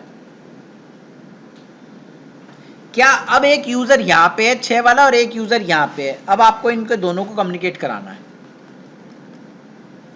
ये दोनों बंदे अब कम्युनिकेट करना चाहते हैं, ये भी 6 वाली विलेन में है और ये भी 6 वाली विलेन में है। क्या ये बंदे कम्युनिकेट कर पाएंगे? पहले तो ये बताओ अभी इस सिचुएशन में। क्यों? ब्लॉक पोर्ट तो इधर से नहीं जा सकता। वन साइड कम्युनिकेशन होगा मतलब? हाँ जी सर बताओ, आप बताओ। चलो, in order to communicate the member on the 6 VLAN, you cannot remove the VLAN allowed list. अब क्या करोगे? इंस्टेंस जो 2 है ना, उसे तो भेजेंगे आगे, हाँ। फिलहाल वो ब्लॉक हो जाएगा, ये पोर्ट जो ब्लॉक है, तो हम हाँ। उसको ऑफ कर सकते हैं। ब्लॉक पोर्ट को किसके लिए?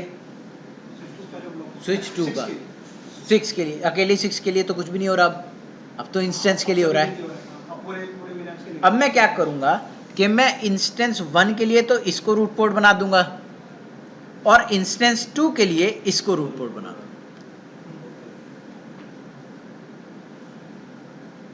ठीक है ना भाई, पर वीलन स्पैनिंग ट्री की तरह तो काम करेगा इंस्टेंस, है ना। तो इंस्टेंस 1 के लिए तो क्या कर दूंगा, इसको रूट पोर्ट बना दूंगा और इंस्टेंस 2 के लिए इसको रूट पोर्ट बना दूंगा। तो अगर वीलन अलाउड लिस्ट यहां पड़ी भी है तो मुझे इधर तो नहीं पड़ी ना, इस वाले इंटरफेस पे नहीं पड़ी ना, तो मैं इधर से ट्रैफिक लेके चला जाऊंगा सारा का सारा। समझ में आया? तो इसलिए पता है मुझे ये क्वेश्चन के बारे में। ठीक है, समझ में आया? अब मैं क्या करूंगा, देखो मैं इस तरीके से एसटीपी नहीं चलाऊंगा इसके अंदर। मैं क्या करूंगा, 2 स्विचेस अगर मेरे पास होंगे तो मुझे चाहिए होगी लोड बैलेंसिंग। क्या चाहिए होगी? Load balancing. मैं कभी एसटीपी इस तरीके से नहीं चलाऊंगा, मैं एमएसटीपी चलाऊंगा। तो देखो एक इंस्टेंस है, इंस्टेंस 1 से 5 तक का विलान का, और एक है 6 से 10 तक का। मैं स्विच 1 को रूट ब्रिज बनाऊंगा इस इंस्टेंस के लिए और स्विच 2 को रूट ब्रिज बनाऊंगा ताकि मुझे लोड बैलेंसिंग मिल जाए। मैं एसटीपी कभी इस तरीके से चलाऊंगा ही नहीं कि मैंने दोनों इंस्टेंस को एक ही स्विच को बना दिया। तो मुझे फायदा क्या हुआ फिर पर वीलन स्पैनिंग ट्री चलाने का? फिर तो मैं सीएसटी चला लूं। समझ में आई मेरी बात? अब देखो एडिड एडवांटेज, मैंने बताया कि एट्रीब्यूट कॉन्फ़िगर करने पड़ेंगे। अगर आप वीटीपी वर्जन 3 चला रहे हो तो आपको हर जगह जाके कॉपी पेस्ट करने की जरूरत नहीं है। आपका वीटीपी वर्जन 3 पूरी की पूरी कॉन्फ़िगरेशन उठा के एक स्विच से सारे स्विच पे ऑटोमेटिकली रन हो जाएगी। ठीक है, that is the advantage of VTP version 3 with MSTP. अब इसकी कॉन्फ़िगरेशन करते हैं। देखो सबसे पहले कॉन्फ़िगरेशन करने के लिए हमारे पास मैक फ्लैपिंग हो रही है, होने दो इसे मैक फ्लैपिंग, अब तो कर दी। हमारे पास 2 स्विच और हैं, स्विच 3 और स्विच 4।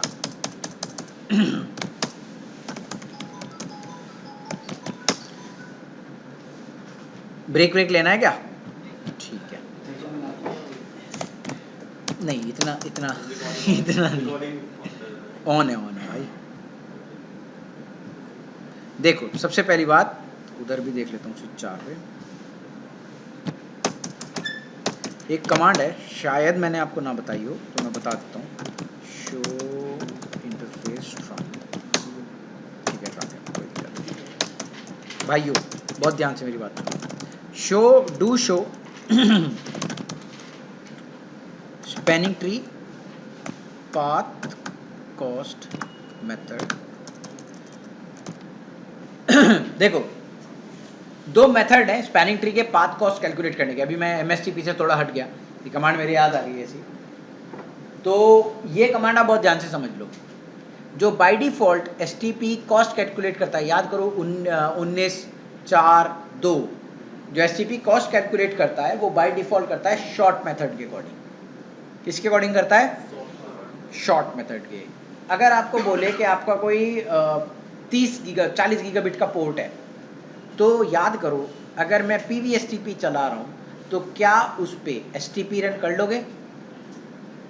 40 गीग के पोर्ट पे क्या कॉस्ट है 40 गीग की? 10 गीग का 2 है। उसके बाद 20 गीग के पोर्ट देखे आप लोगों ने? पोर्ट है ना, लेकिन उसकी कॉस्ट है क्या? याद करो, क्या मैंने लास्ट कॉस्ट कौन सी बताई थी?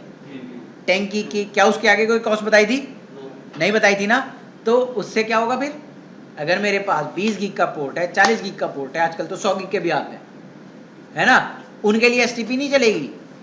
उनके लिए आपको मेथड ऑफ एसटीपी का पाथ कैलकुलेशन का चेंज करना पड़ेगा। आपको मेथड कौन सा यूज करना पड़ेगा?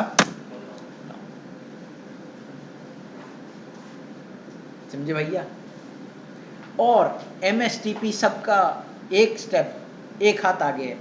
एमएसटीपी बाय डिफॉल्ट जो कॉस्ट कैलकुलेट करता है वो किस मेथड के अकॉर्डिंग करता है?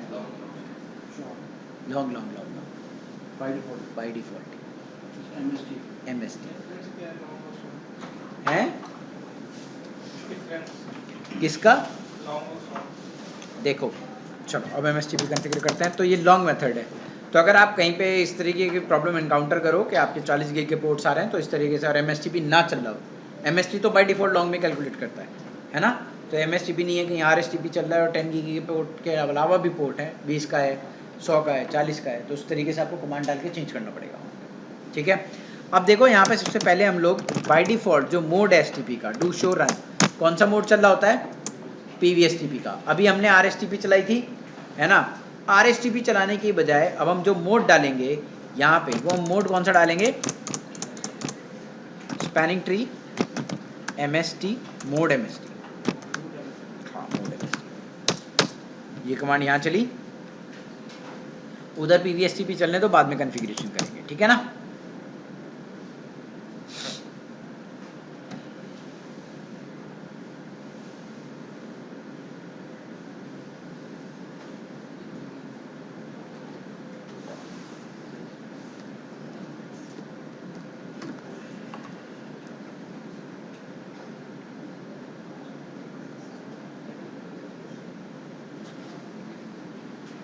भाइयों इतना क्लियर?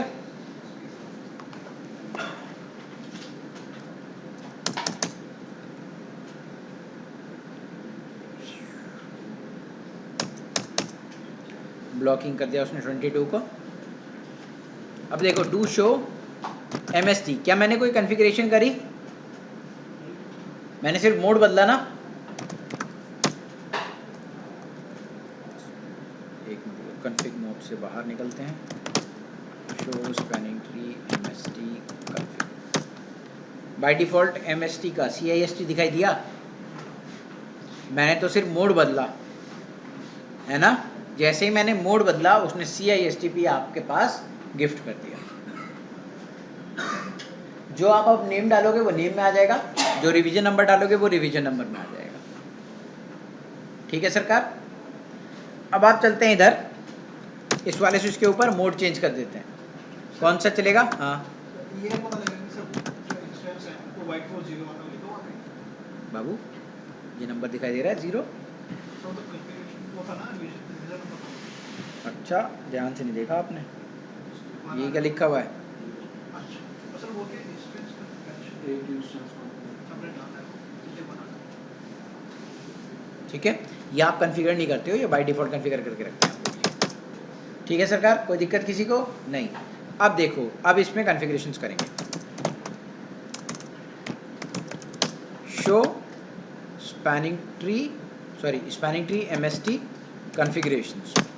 ठीक है, spanning tree MST configurations. Name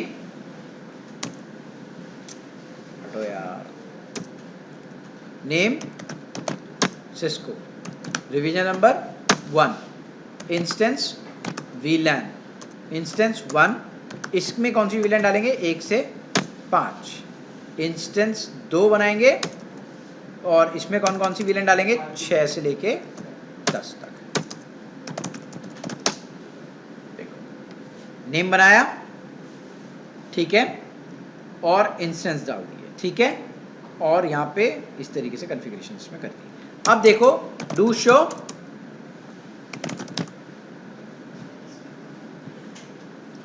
MST configurations.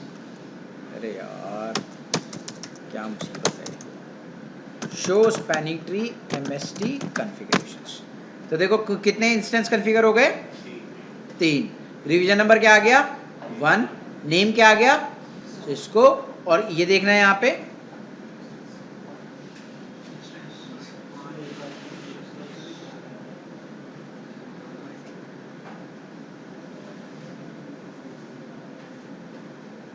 Show spanning tree MST configurations. Sir ji कोई दिक्कत किसी को? पक्का समझ में आ रहा है सबको? चलें आगे। अब देखो यहाँ पे किसी भाई को दोबारा तो नहीं पूछना, अब तो नहीं पूछना, ठीक है। यहाँ जी कॉन्फ़िगर हो गया। याद रखना कभी भी MSTP की कॉन्फ़िगरेशन करोगे तो एग्जिट ज़रूर चलाओगे। क्या? एग्जिट ज़रूर चलाओगे, वरना क्या होता है देखो वापस जाओ MSTP कॉन्फ़िगरेशन की कमांड और एक इंस्टेंस 3 बना लो ऐसी, इंस्टेंस 3 VLAN 100 ऐसे बना दिया इंस्टेंस। और अगर मैं कमांड चलाऊं शो पेंडिंग, तो देखो तीसरा वाला भी पेंडिंग में है, ठीक है। देखो do show spanning tree MST config, तो कॉन्फ़िग में कितना दिखाई दे रहा है और पेंडिंग में कितने दिखाई दे रहे हैं? समझ आया? तो एक बार क्या करना है, जैसे ही कोई कॉन्फ़िगरेशन कर लो MSTP की, तो क्या करना है? एग्जिट करना है।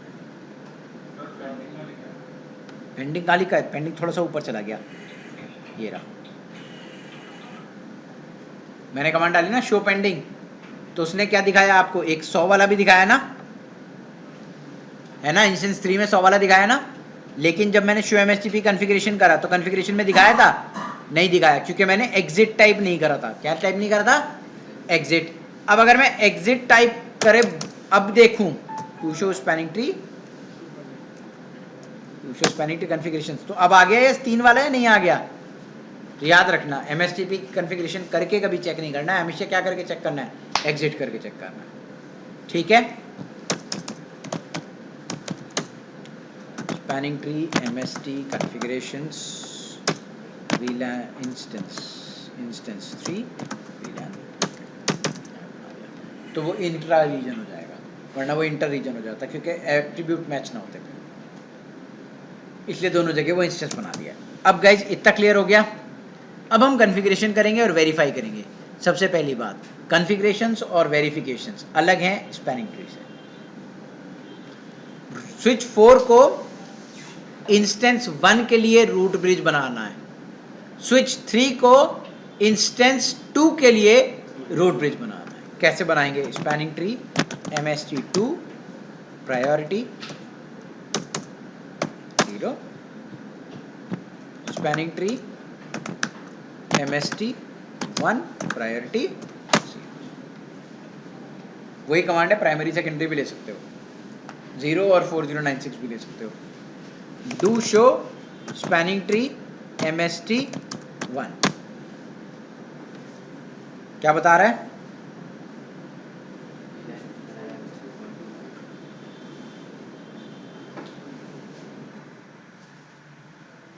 सर जी क्लियर है नहीं है? देखना कॉस्ट कितनी आ रही है भाई साहब, इतनी आती है लॉन्ग मेथड की यूज करके। समझ में आया? अब इधर जाएंगे, do show spanning tree MST1, तो एक हॉप काउंट दिखाई दे रहा है,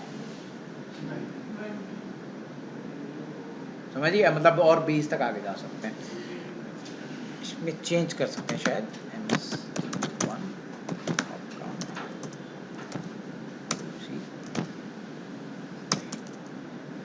करेंगे, देखिए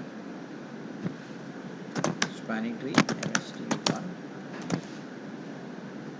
नहीं कमांड, चलो कोई नहीं है, एक कमांड भी ऐसे कॉस्ट को इसकी कमांड चेंज करने की भी आप काउंट की, अभी iOS में नहीं है मगर कमांड इतना मुझे पता है, नए iOS में है, देख लेना आप लोग, ठीक है, इतना क्लियर है। अब देखो यहाँ पे, अब फॉर एग्जाम्पल हमें करना क्या है, देखो अब हमारे पास दो स्विचेस हैं, अब हम डायग्राम के अकॉर्डिंग काम करेंगे।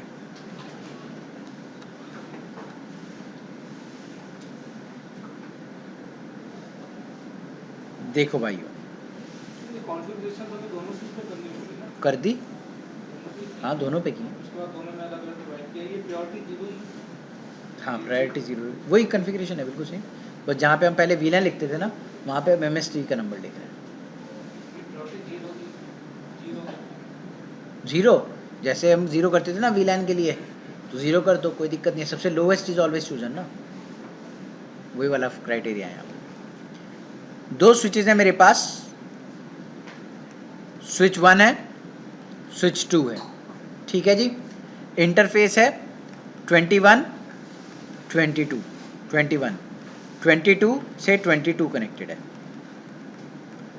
ये इंस्टेंस 1 to 5 के लिए रूट ब्रिज है, ये इंस्टेंस में 6 से 10 के लिए रूट ब्रिज है, इंस्टेंस 2 के अंदर, ये इंस्टेंस 1 के अंदर, तो ऑब्वियसली ये दोनों पोर्ट क्या हो गए होंगे, ये क्या हो गया होगा और ये क्या हो गया होगा ब्लॉक। अब मैं चाहता हूं कि इंस्टेंस 1 के लिए ये पोर्ट क्या बने, रूट पोर्ट, समझ में आया मैं क्या कह रहा हूं। अब देखो यहां पे चलो वापस स्विच इसके ऊपर, ये दोनों डीपी पोर्ट है ना, और ये रहा ब्लॉक पोर्ट आपका 22, कोई दिक्कत। अब मैं चाहता हूं कि आपका 22 जो है इंस्टेंस 1 के लिए आरपी बन जाए, क्राइटेरिया क्या है, वही कॉस्ट, पोर्ट प्रायोरिटी और ब्रिज आईडी, ठीक है जी। अब इसकी कॉस्ट चेंज करते हैं, इंटरफेस F1/0/22 पे छोटी कर दूं ना, स्पैनिंग ट्री MST1 के लिए कॉस्ट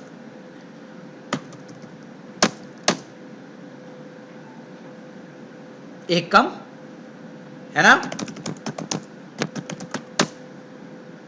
हो गया चेंज या नहीं हो गया सर, और इमीडिएटली हो गया या नहीं हो गया, ब्लॉकिंग में गया नहीं, क्यों, क्योंकि इस पे जो कन्वर्जेंस है वो किसकी है, रैपिड स्पैनिंग ट्री, समझ में आया। तो जो कन्वर्जेंस है यहाँ पे वो किसकी है, RSTP की, तो वो इमीडिएटली उधर से चेंज हुआ, उसने इमीडिएटली इधर वाले को अप कर दिया।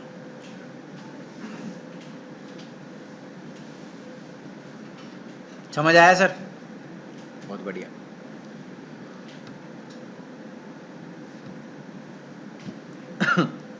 लिख ली। अब देखो इसी तरीके से अगर मैं इसको वापस कर दूं, अब वापस उस एग्जाम्पल पे गाओ, ये तो मैंने आपका रूट पोर्ट चेंज कर दिया है ना, अब मान लो वही कंडीशन वापस आ गई, वही एग्जाम्पल याद करो कि यहां पे मैंने क्या लगा दिया आपका VLAN अलाउड लिस्ट, और एक जो VLAN नंबर 1 है उसके लिए इसको कर दिया ट्रैफिक उसका ब्लॉक, और अब आपने क्या करा, इंस्टेंस 1 के लिए इसको रूट पोर्ट बना दिया कॉस्ट चेंज करके, यही तो करा आपने, इंस्टेंस 1 के लिए आपने इसको रूट पोर्ट बना दिया, उधर उसने VLAN अलाउड लिस्ट लगाई, आपने इधर से उसको RP बना दिया कॉस्ट चेंज करके। अब आपको कोई बोल दे कि स्विच 2 पे you are not allowed to do any configurations, ना तो आप VLAN अलाउड लिस्ट हटा सकते, ना आप स्विच 2 की कॉन्फ़िगरेशन हटा सकते, अब आप क्या करोगे,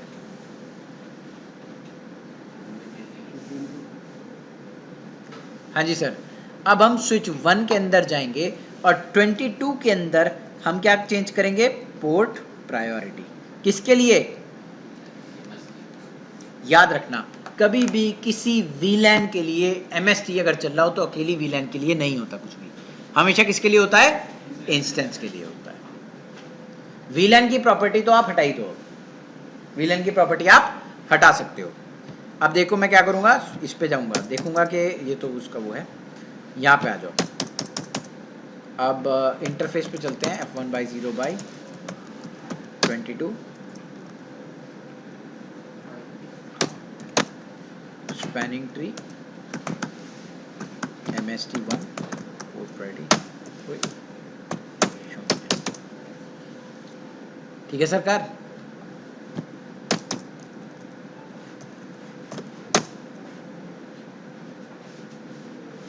ठीक है जी, 22 रूट पोर्ट, कोई दिक्कत किसी को नहीं। तो या तो आप कॉस्ट चेंज कर लो या पोर्ट प्रायोरिटी चेंज कर लो, कमांड सारी कंसेप्ट सारा सेम है, बट जहां पे आप VLAN लिखते थे अब आप क्या लिख रहे हो, MSTP, बस दैट्स इट।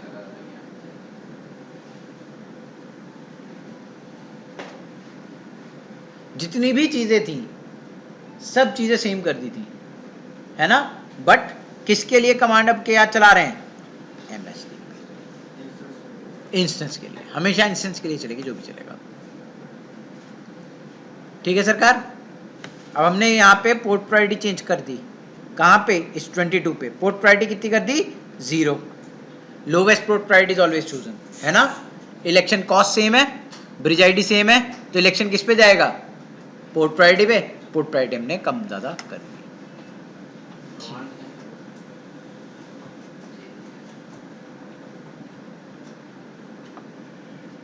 ये तुम्हारा उसका हो गया पोर्ट प्रायोरिटी।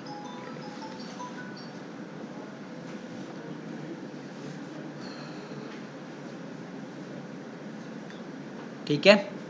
अब do show spanning tree MST1, देखो इसकी पोर्ट प्रायोरिटी कितनी आ गई है, 0 आ गई है, नहीं आ गई है, और इसके सामने वाला पोर्ट जो है वो क्या हो गया है,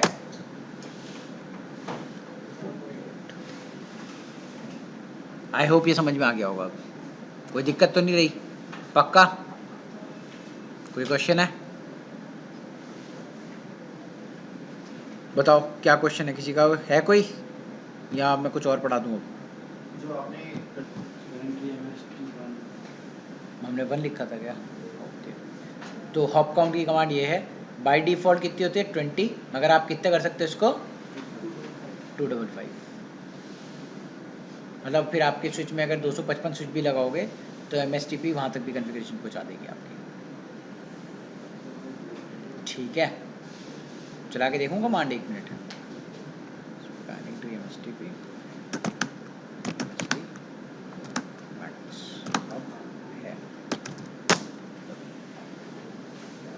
ठीक है, ये होती है कमांड इसकी 255 हॉप इंक्रीज करने की।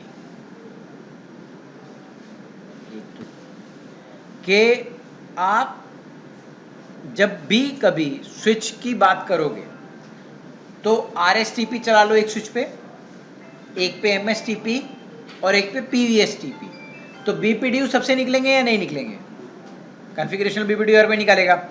अब देखो उसमें क्या होता है कि IEEE जब हम कॉन्फ़िगरेशनल BPDU निकालते थे तो प्रोटोकॉल नंबर सेट क्या हो जाता है, BPDU के अंदर प्रोटोकॉल नंबर 0 होता है। अब MSTP के लिए switch can also detect the port as the boundary of the region when it receive a legacy BPDU, and MSTP BPDU के अंदर वर्जन कौन सा होता है सर, ठीक है सर, और RSTP के लिए वर्जन कौन सा होगा 2। तो मैं जो आपको बता रहा था कि जैसे RSTP चल रही है और एक इंटरफेस पे मैंने क्या लगा दिया PVST, तो PVSTP के लिए तो वो वर्जन 1 या 0 रख के भेज देगा, लेकिन जब MSTP चलाएगा तो एक दूसरे को कौन सा वर्जन देगा 3। अगर RSTP चल रहा होगा कहीं और पे, MSTP भी कनेक्टेड है, RSTP भी कनेक्टेड है और PVSTP भी कनेक्टेड है, राइट, तो उस कंडीशन में BPDU चेंज होते रहेंगे। 3 तरह के BPDU निकालेगा, एक BPDU में वर्जन क्या होगा 3, एक BPDU में क्या होगा वर्जन क्या होगा 2, और एक BPDU में क्या वर्जन होगा 1। सब कंपैटिबल एक दूसरे से। इसमें सर जो सबसे जो एडवांस वर्जन वाला जो स्पैनिंग ट्री चला रहा है वो उसको ऑलमोस्ट क्या आपके टोपोलॉजी के सेंटर में रखना होगा, बाकी से नहीं कंपैटिबल हो जाएगा। ठीक है, ये हो गई आपकी इंटरऑपरेबिलिटी बिटवीन डिफरेंट RSTPs। बाकी सारा पूरा आपका RSTP हो गया सर, कुछ नहीं बचा हुआ आपके RSTP के अंदर। स्टॉर्म कंट्रोल पढ़ेंगे। स्टॉर्म कंट्रोल पढ़ने से पहले हमें पता होना चाहिए बेंजामिन फ्रैंकलिन कौन थे, पता है बेंजामिन फ्रैंकलिन, न्यूजीलैंड के फास्ट बॉलर नहीं थे, प्रेसिडेंट थे अमेरिका के। ठीक है, किसी का 1000 यूएस के। पे हाँ, राइट, वही है बेंजामिन फ्रैंकलिन। ये बेंजामिन फ्रैंकलिन डॉलर पे आता है, इनका फोटो बना हुआ, जैसे हमारे महात्मा गांधी का आता है ना, इनका आता है। तो इन्होंने क्या करा था, जहाँ ये रहते थे ना, ये साइंटिस्ट थे, तो जहाँ ये रहते थे वहाँ पे स्टॉर्म वगैरह आते थे। तो इन्होंने क्या करा, अपने घर की छत पे एक डंडी टांग दी और उस डंडी पे इन्होंने कुछ आयरन वायरन की चीज़ें लगा दी। तो जब वहाँ पे बिजली गिरी तो इनके घर पे ना गिर के वो सीधा उन्होंने अर्थ में डाल दी, ज़मीन में। तो ये काफ़ी हिट लगा लोगों को कि इनका तो घर नहीं उड़ा बिजली में गिरने से, है ना, बाकी सबके घरों पे बिजली गिर गई तो इनके घर गिरा नहीं। तो इन्होंने क्या करा, इन्होंने सबने फिर अपने घरों के ऊपर वो छतरी टांगनी शुरू कर दी जो इनसे लेके गए। फिर ऑब्वियसली ये फेमस हो गया, बहुत सारी चीज़ हो गई। इसी छतरी को हमने क्या किया, इसी छतरी को हमने अपने स्विच के अंदर लिया है। अब देखो हमारे स्विच में कोई लाइटनिंग वाइटनिंग तो होती नहीं है, तूफान तो आता नहीं, तो हमारे स्विच के अंदर 3 तरीके के तूफान आ सकते हैं, ब्रॉडकास्ट, यूनिकास्ट और मल्टीकास्ट। तीनों तरीके के ट्रैफिक को मॉनिटर करने के लिए हम लोग जो चीज़ चलाते हैं उसको हम बोलते हैं storm control, STR1, storm control.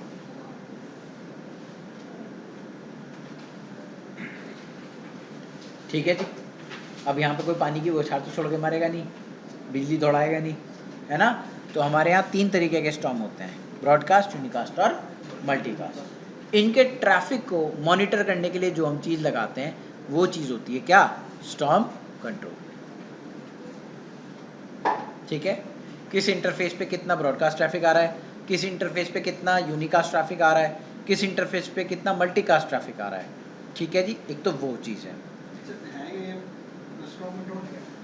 ये इन नहीं, ये कंसेप्ट है स्विच के अंदर कि आप इन तीनों ट्रैफिक को आप मॉनिटर कर सकते हो, कितना आ रहा है कितना जा रहा है, आपके अकॉर्डिंग है। आप सेट कर दो कि मेरे इंटरफेस की बैंडविड्थ का 50% हिस्सा सिर्फ ब्रॉडकास्ट के लिए यूज़ हो सकता है। ठीक है, कि ब्रॉडकास्ट सिर्फ 50% यूज़ कर सकता है, 50 से ऊपर वो यूज़ नहीं कर सकता। 50 से ऊपर वो यूज़ करेगा तो पोर्ट किस में चले जाएगा, एरर डिसेबल में। और अगर एरर डिसेबल में नहीं डालना तो फिर उसमें किस में डाल दोगे, SNMP ट्रैप जनरेट करा सकते हो आप एक, उसके लिए क्या करा सकते हो, SNMP ट्रैप। अगर आप SNMP ट्रैप नहीं जनरेट करा सकते तो फिर आप याद करो, मैंने आपको पढ़ाया था स्पैन आर स्पैन, है ना, तो उसको इन इंटरफेस पे लगा दो। है SNMP सर्वर्स वगैरह जो होते हैं, जो तुम्हारे लॉग मैसेज आते हैं, उसका लॉग मैसेज जनरेट होकर वहाँ चला जाता है। ठीक है, जो तुम्हारे मॉनिटरिंग डिवाइसेस होते हैं उस सब ट्रैफिक चला जाता है। तो इसकी कॉन्फ़िगरेशन कुछ इस तरीके से होती है, देखो interface F1/0/10 storm control,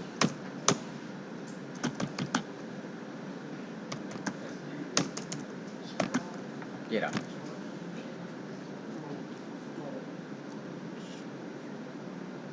STORM storm control.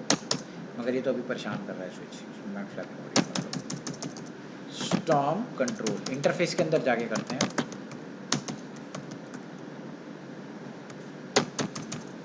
ठीक है, यहाँ पे देखो इसको STORM स्टॉर्म कंट्रोल।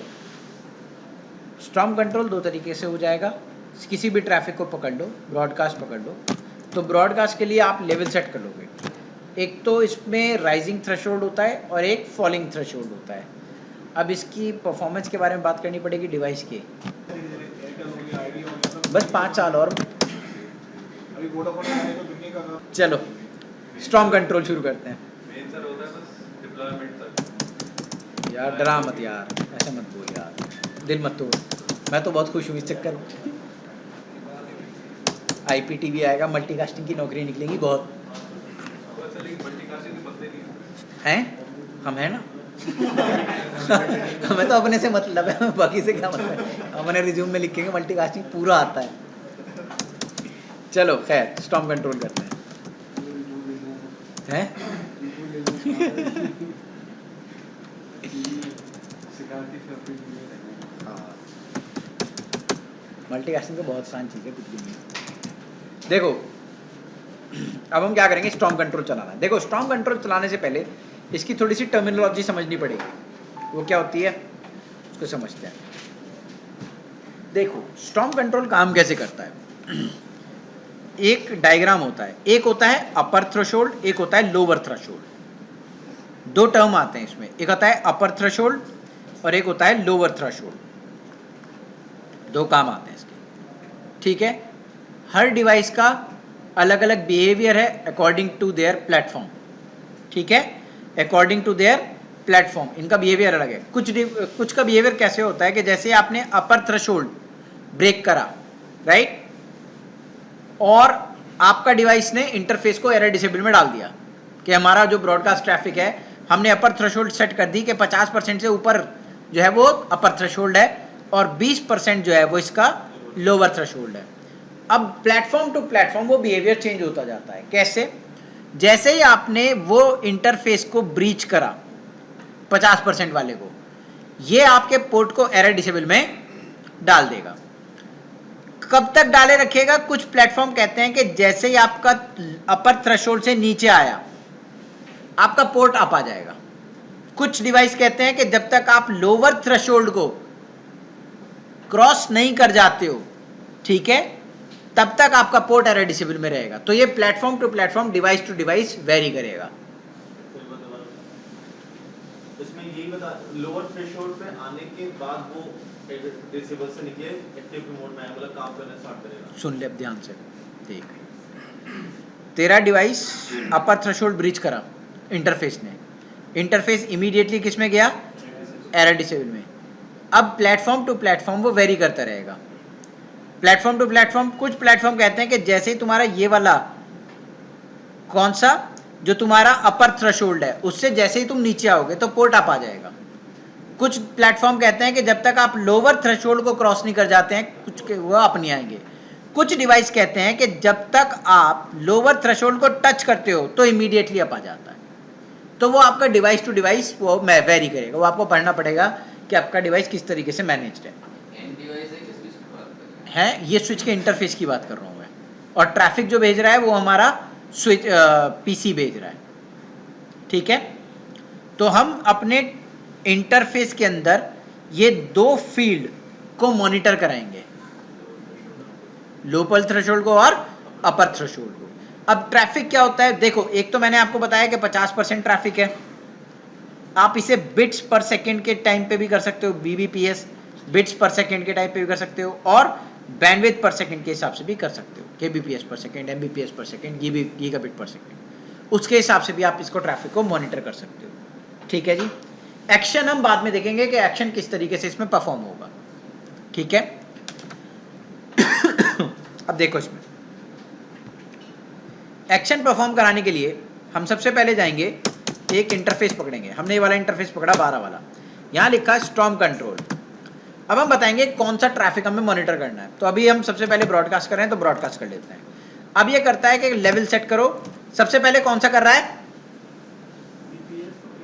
देखो बेटा, पहले राइजिंग थ्रेशोल्ड कर रहा है ना। Rising threshold is what? Rising threshold is 40% डाल देता हूं मैं, ठीक है जी। और आपका जो फॉलिंग थ्रेशोल्ड है वो कितना हो जाएगा? ये लेवल आप बिट्स पर सेकंड में भी सेट कर सकते हो, पैकेट्स पर सेकंड के हिसाब से भी सेट कर सकते हो, ठीक है जी।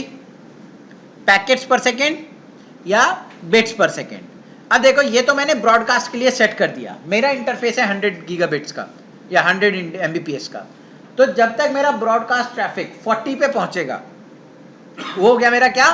अपर थ्रेशोल्ड। और लोअर थ्रेशोल्ड कितना हो गया? 20 एमबीपीएस। 20% तो 20 होगा ना 100 का। समझ में आया सर?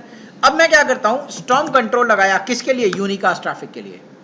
इसको मैं लगा देता हूं बिट्स पर सेकंड में, लेवल बिट्स पर सेकंड। अब बताओ, केबीपीएस, एमबीपीएस या गीगाबिट? एक केबीपीएस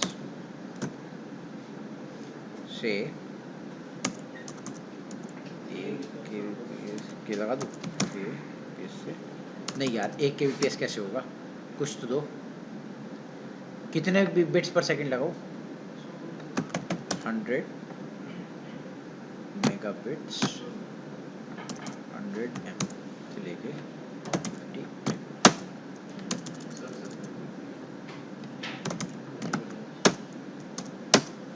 ठीक है जी, बिट्स पर सेकंड हो गया।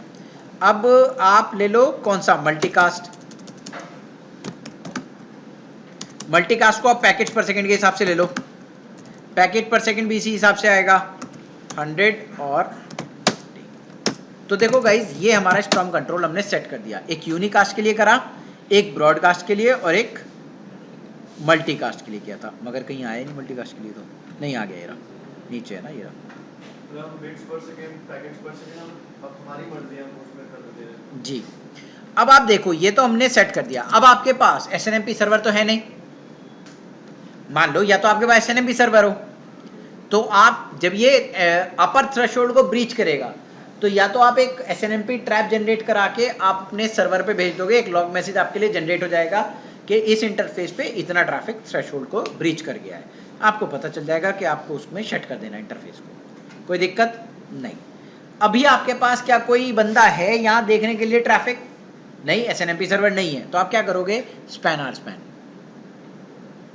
आप क्या चला लोगे, स्पैन आर स्पैन का यूज कर लोगे, और उस इंटरफेस पे जिस पे भी ट्रैफिक आपको लग रहा हो कि शायद इस इंटरफेस पे ट्रैफिक आ जाएगा, स्टॉर्म कंट्रोल लगाओ, स्पैन लगाओ, और स्पैन लगाने के बाद सारा ट्रैफिक वहां भेज दो, तो जब भी आपको मॉनिटर होता रहेगा, in case you don't have an SNMP server. और अगर SNMP सर्वर है तो आप SNMP सर्वर का यूज करोगे, फिर ट्रैप जनरेट कराएंगे फिर हम। हाँ बताओ क्या करें, एक्सेस पोर्ट पे, ट्रंक पे भी लगा सकते हो, डिपेंड करेगा ना, जहाँ पे भी आपको लग रहा है कि मेरा ब्रॉडकास्ट ट्रैफिक आई जा रहा है, मल्टीकास्ट ट्रैफिक आई जा रहा है, यूनिकास्ट ट्रैफिक आई जा रहा है, आप इसे कहीं पे भी लगा सकते हो, एडवांटेज ही है, लेकिन ट्रंक पे मत लगाना, ट्रंक पे हर तरह का ट्रैफिक आता है ना, ट्रंक का ट्रैफिक बिल्कुल थ्रू होना चाहिए, बस ब्रॉडकास्ट के लिए लगा सकते हो ट्रंक के ऊपर, कि ब्रॉडकास्ट ट्रैफिक नहीं आना चाहिए वहाँ पे। एक्शन अभी करेंगे, अभी देखो अब ये तो हमने लेवल सेट कर दिए कि किसमें अपर थ्रेशोल्ड किसका कितना, लोअर थ्रेशोल्ड किसका कितना। अब हम क्या करेंगे, इसमें एक्शन डिफाइन करेंगे। एक्शन क्या है, या तो SNMP का एक ट्रैप जनरेट करा दो। ट्रैप क्या होता है, जैसे तुम्हारा कोई भी एक्शन परफॉर्म होगा तो उसका एक लॉग मैसेज जनरेट होता है, ये लॉग मैसेज आपको दिखाई देता है अपने इस लॉग मैसेज पे, लेकिन जब आप देख रहे होते हो, मान लो आप नहीं देख रहे, अपने डिवाइस का कंसोल नहीं ले रखा, तो ऑब्वियसली आप कहीं मॉनिटरिंग डिवाइस पे बैठे होंगे, है ना, तो ये ट्रैप यहाँ पे जनरेट करा देते हैं हम SNMP का। एंटर मारो तो SNMP ऑटोमेटिकली जो तुम्हारा कॉन्फ़िगर होगा तुम्हारे स्विच के ऊपर, वो ट्रैप जनरेट करा के तुम्हारे सर्वर के ऊपर भेज देगा, ठीक है। अगर आपके पास SNMP नहीं है तो आप RSPAN और SPAN का यूज कर सकते हो। उस केस में आप एक्शन लोगे क्या, शट डाउन।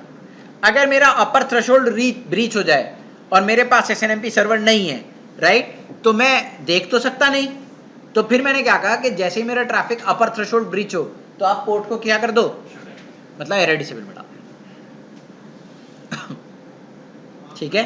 अगर SNMP है तो ऑब्वियसली मुझे पता चल जाएगा ना, जैसे वो अपर थ्रेशोल्ड ब्रीच होगा मेरे पास लॉग मैसेज जनरेट होकर आ जाएगा मेरे मॉनिटरिंग सर्वर के ऊपर, राइट। लेकिन फिलहाल ना तो मेरे पास मॉनिटरिंग सर्वर है ना कुछ और है, तो मैंने उसे पोर्ट को क्या कर दिया, शट डाउन कर दिया। मॉनिटरिंग सर्वर पे इस पर्टिकुलर पोर्ट के लिए भी अलग से करना पड़ेगा? हाँ नहीं, ऐसा नहीं होता है। मॉनिटरिंग सर्वर की कॉन्फ़िगरेशन तो आप अपने अकॉर्डिंग करोगे, सर्वर वाला बताएगा वो तो, कि हम किस तरीके से सर्वर को देखते हैं। लेकिन हाँ, अगर हम सर्वर वाले से बोलें कि भाई हमने इस तरीके से कॉन्फ़िगरेशन करी है, हमें एक ऐसा सर्वर चाहिए जिसमें आप हमें कॉन्फ़िगरेशन करके दिखा दो, राइट, तो वो बंदे आपको फिर आपके अकॉर्डिंग जो आपको चाहिए होता है वो दे देंगे, ठीक है। जैसे आप बोलो कि भाई यहाँ से आता हुआ ट्रैफिक यहाँ से आ रहा है और मैं सर्वर पे इसे ऐसे ऐसे करके देखना चाहता हूँ, तो वो कोडिंग करके दे देते हैं, आपको दिखाई दे जाएगा।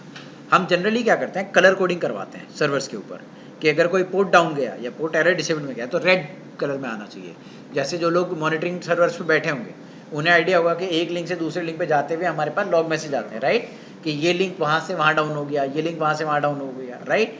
उसी तरीके से आप एक लोकल सर्वर भी एनवायरनमेंट क्रिएट करा सकते हो। लोकल सर्वर एनवायरनमेंट में क्या क्रिएट करा सकते हो कि मेरा जितना भी लैन एनवायरनमेंट है, मुझे मॉनिटर करने के लिए वहाँ जाने की ज़रूरत नहीं है। मैं क्या करूँगा, SNMP सर्वर लेके आऊँगा, सब में SNMP इस तरीके की कमांड डाल दूंगा और लॉग मैसेज एक जगह कंसंट्रेट करके बैठ पाऊँ, देख पाऊँगा। ठीक है, तो उस तरीके से हम लोग कॉन्फ़िगरेशंस अपने डिज़ाइनिंग वगैरह कराते हैं।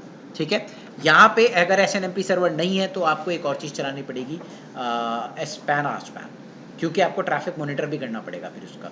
या तो SNMP मॉनिटर कर लेता है, अभी SNMP सिर्फ उसको क्या, अब ये जो हमारे पास SNMP सर्वर नहीं है, हमने शट डाउन मारा, अब हमें क्या पता लगेगा कि शट डाउन हो जाए, तो उसके लिए हम क्या करेंगे, स्पैन आरस्पैन चला लेंगे अपने यहाँ लोकली, किसी उसमें एक एनालाइज़र बिठा देंगे, एक एनालाइजिंग सॉफ्टवेयर डाल देंगे और वहाँ पे सारा ट्रैफिक मॉनिटर करके आपको पता चल जाएगा। ठीक है सर।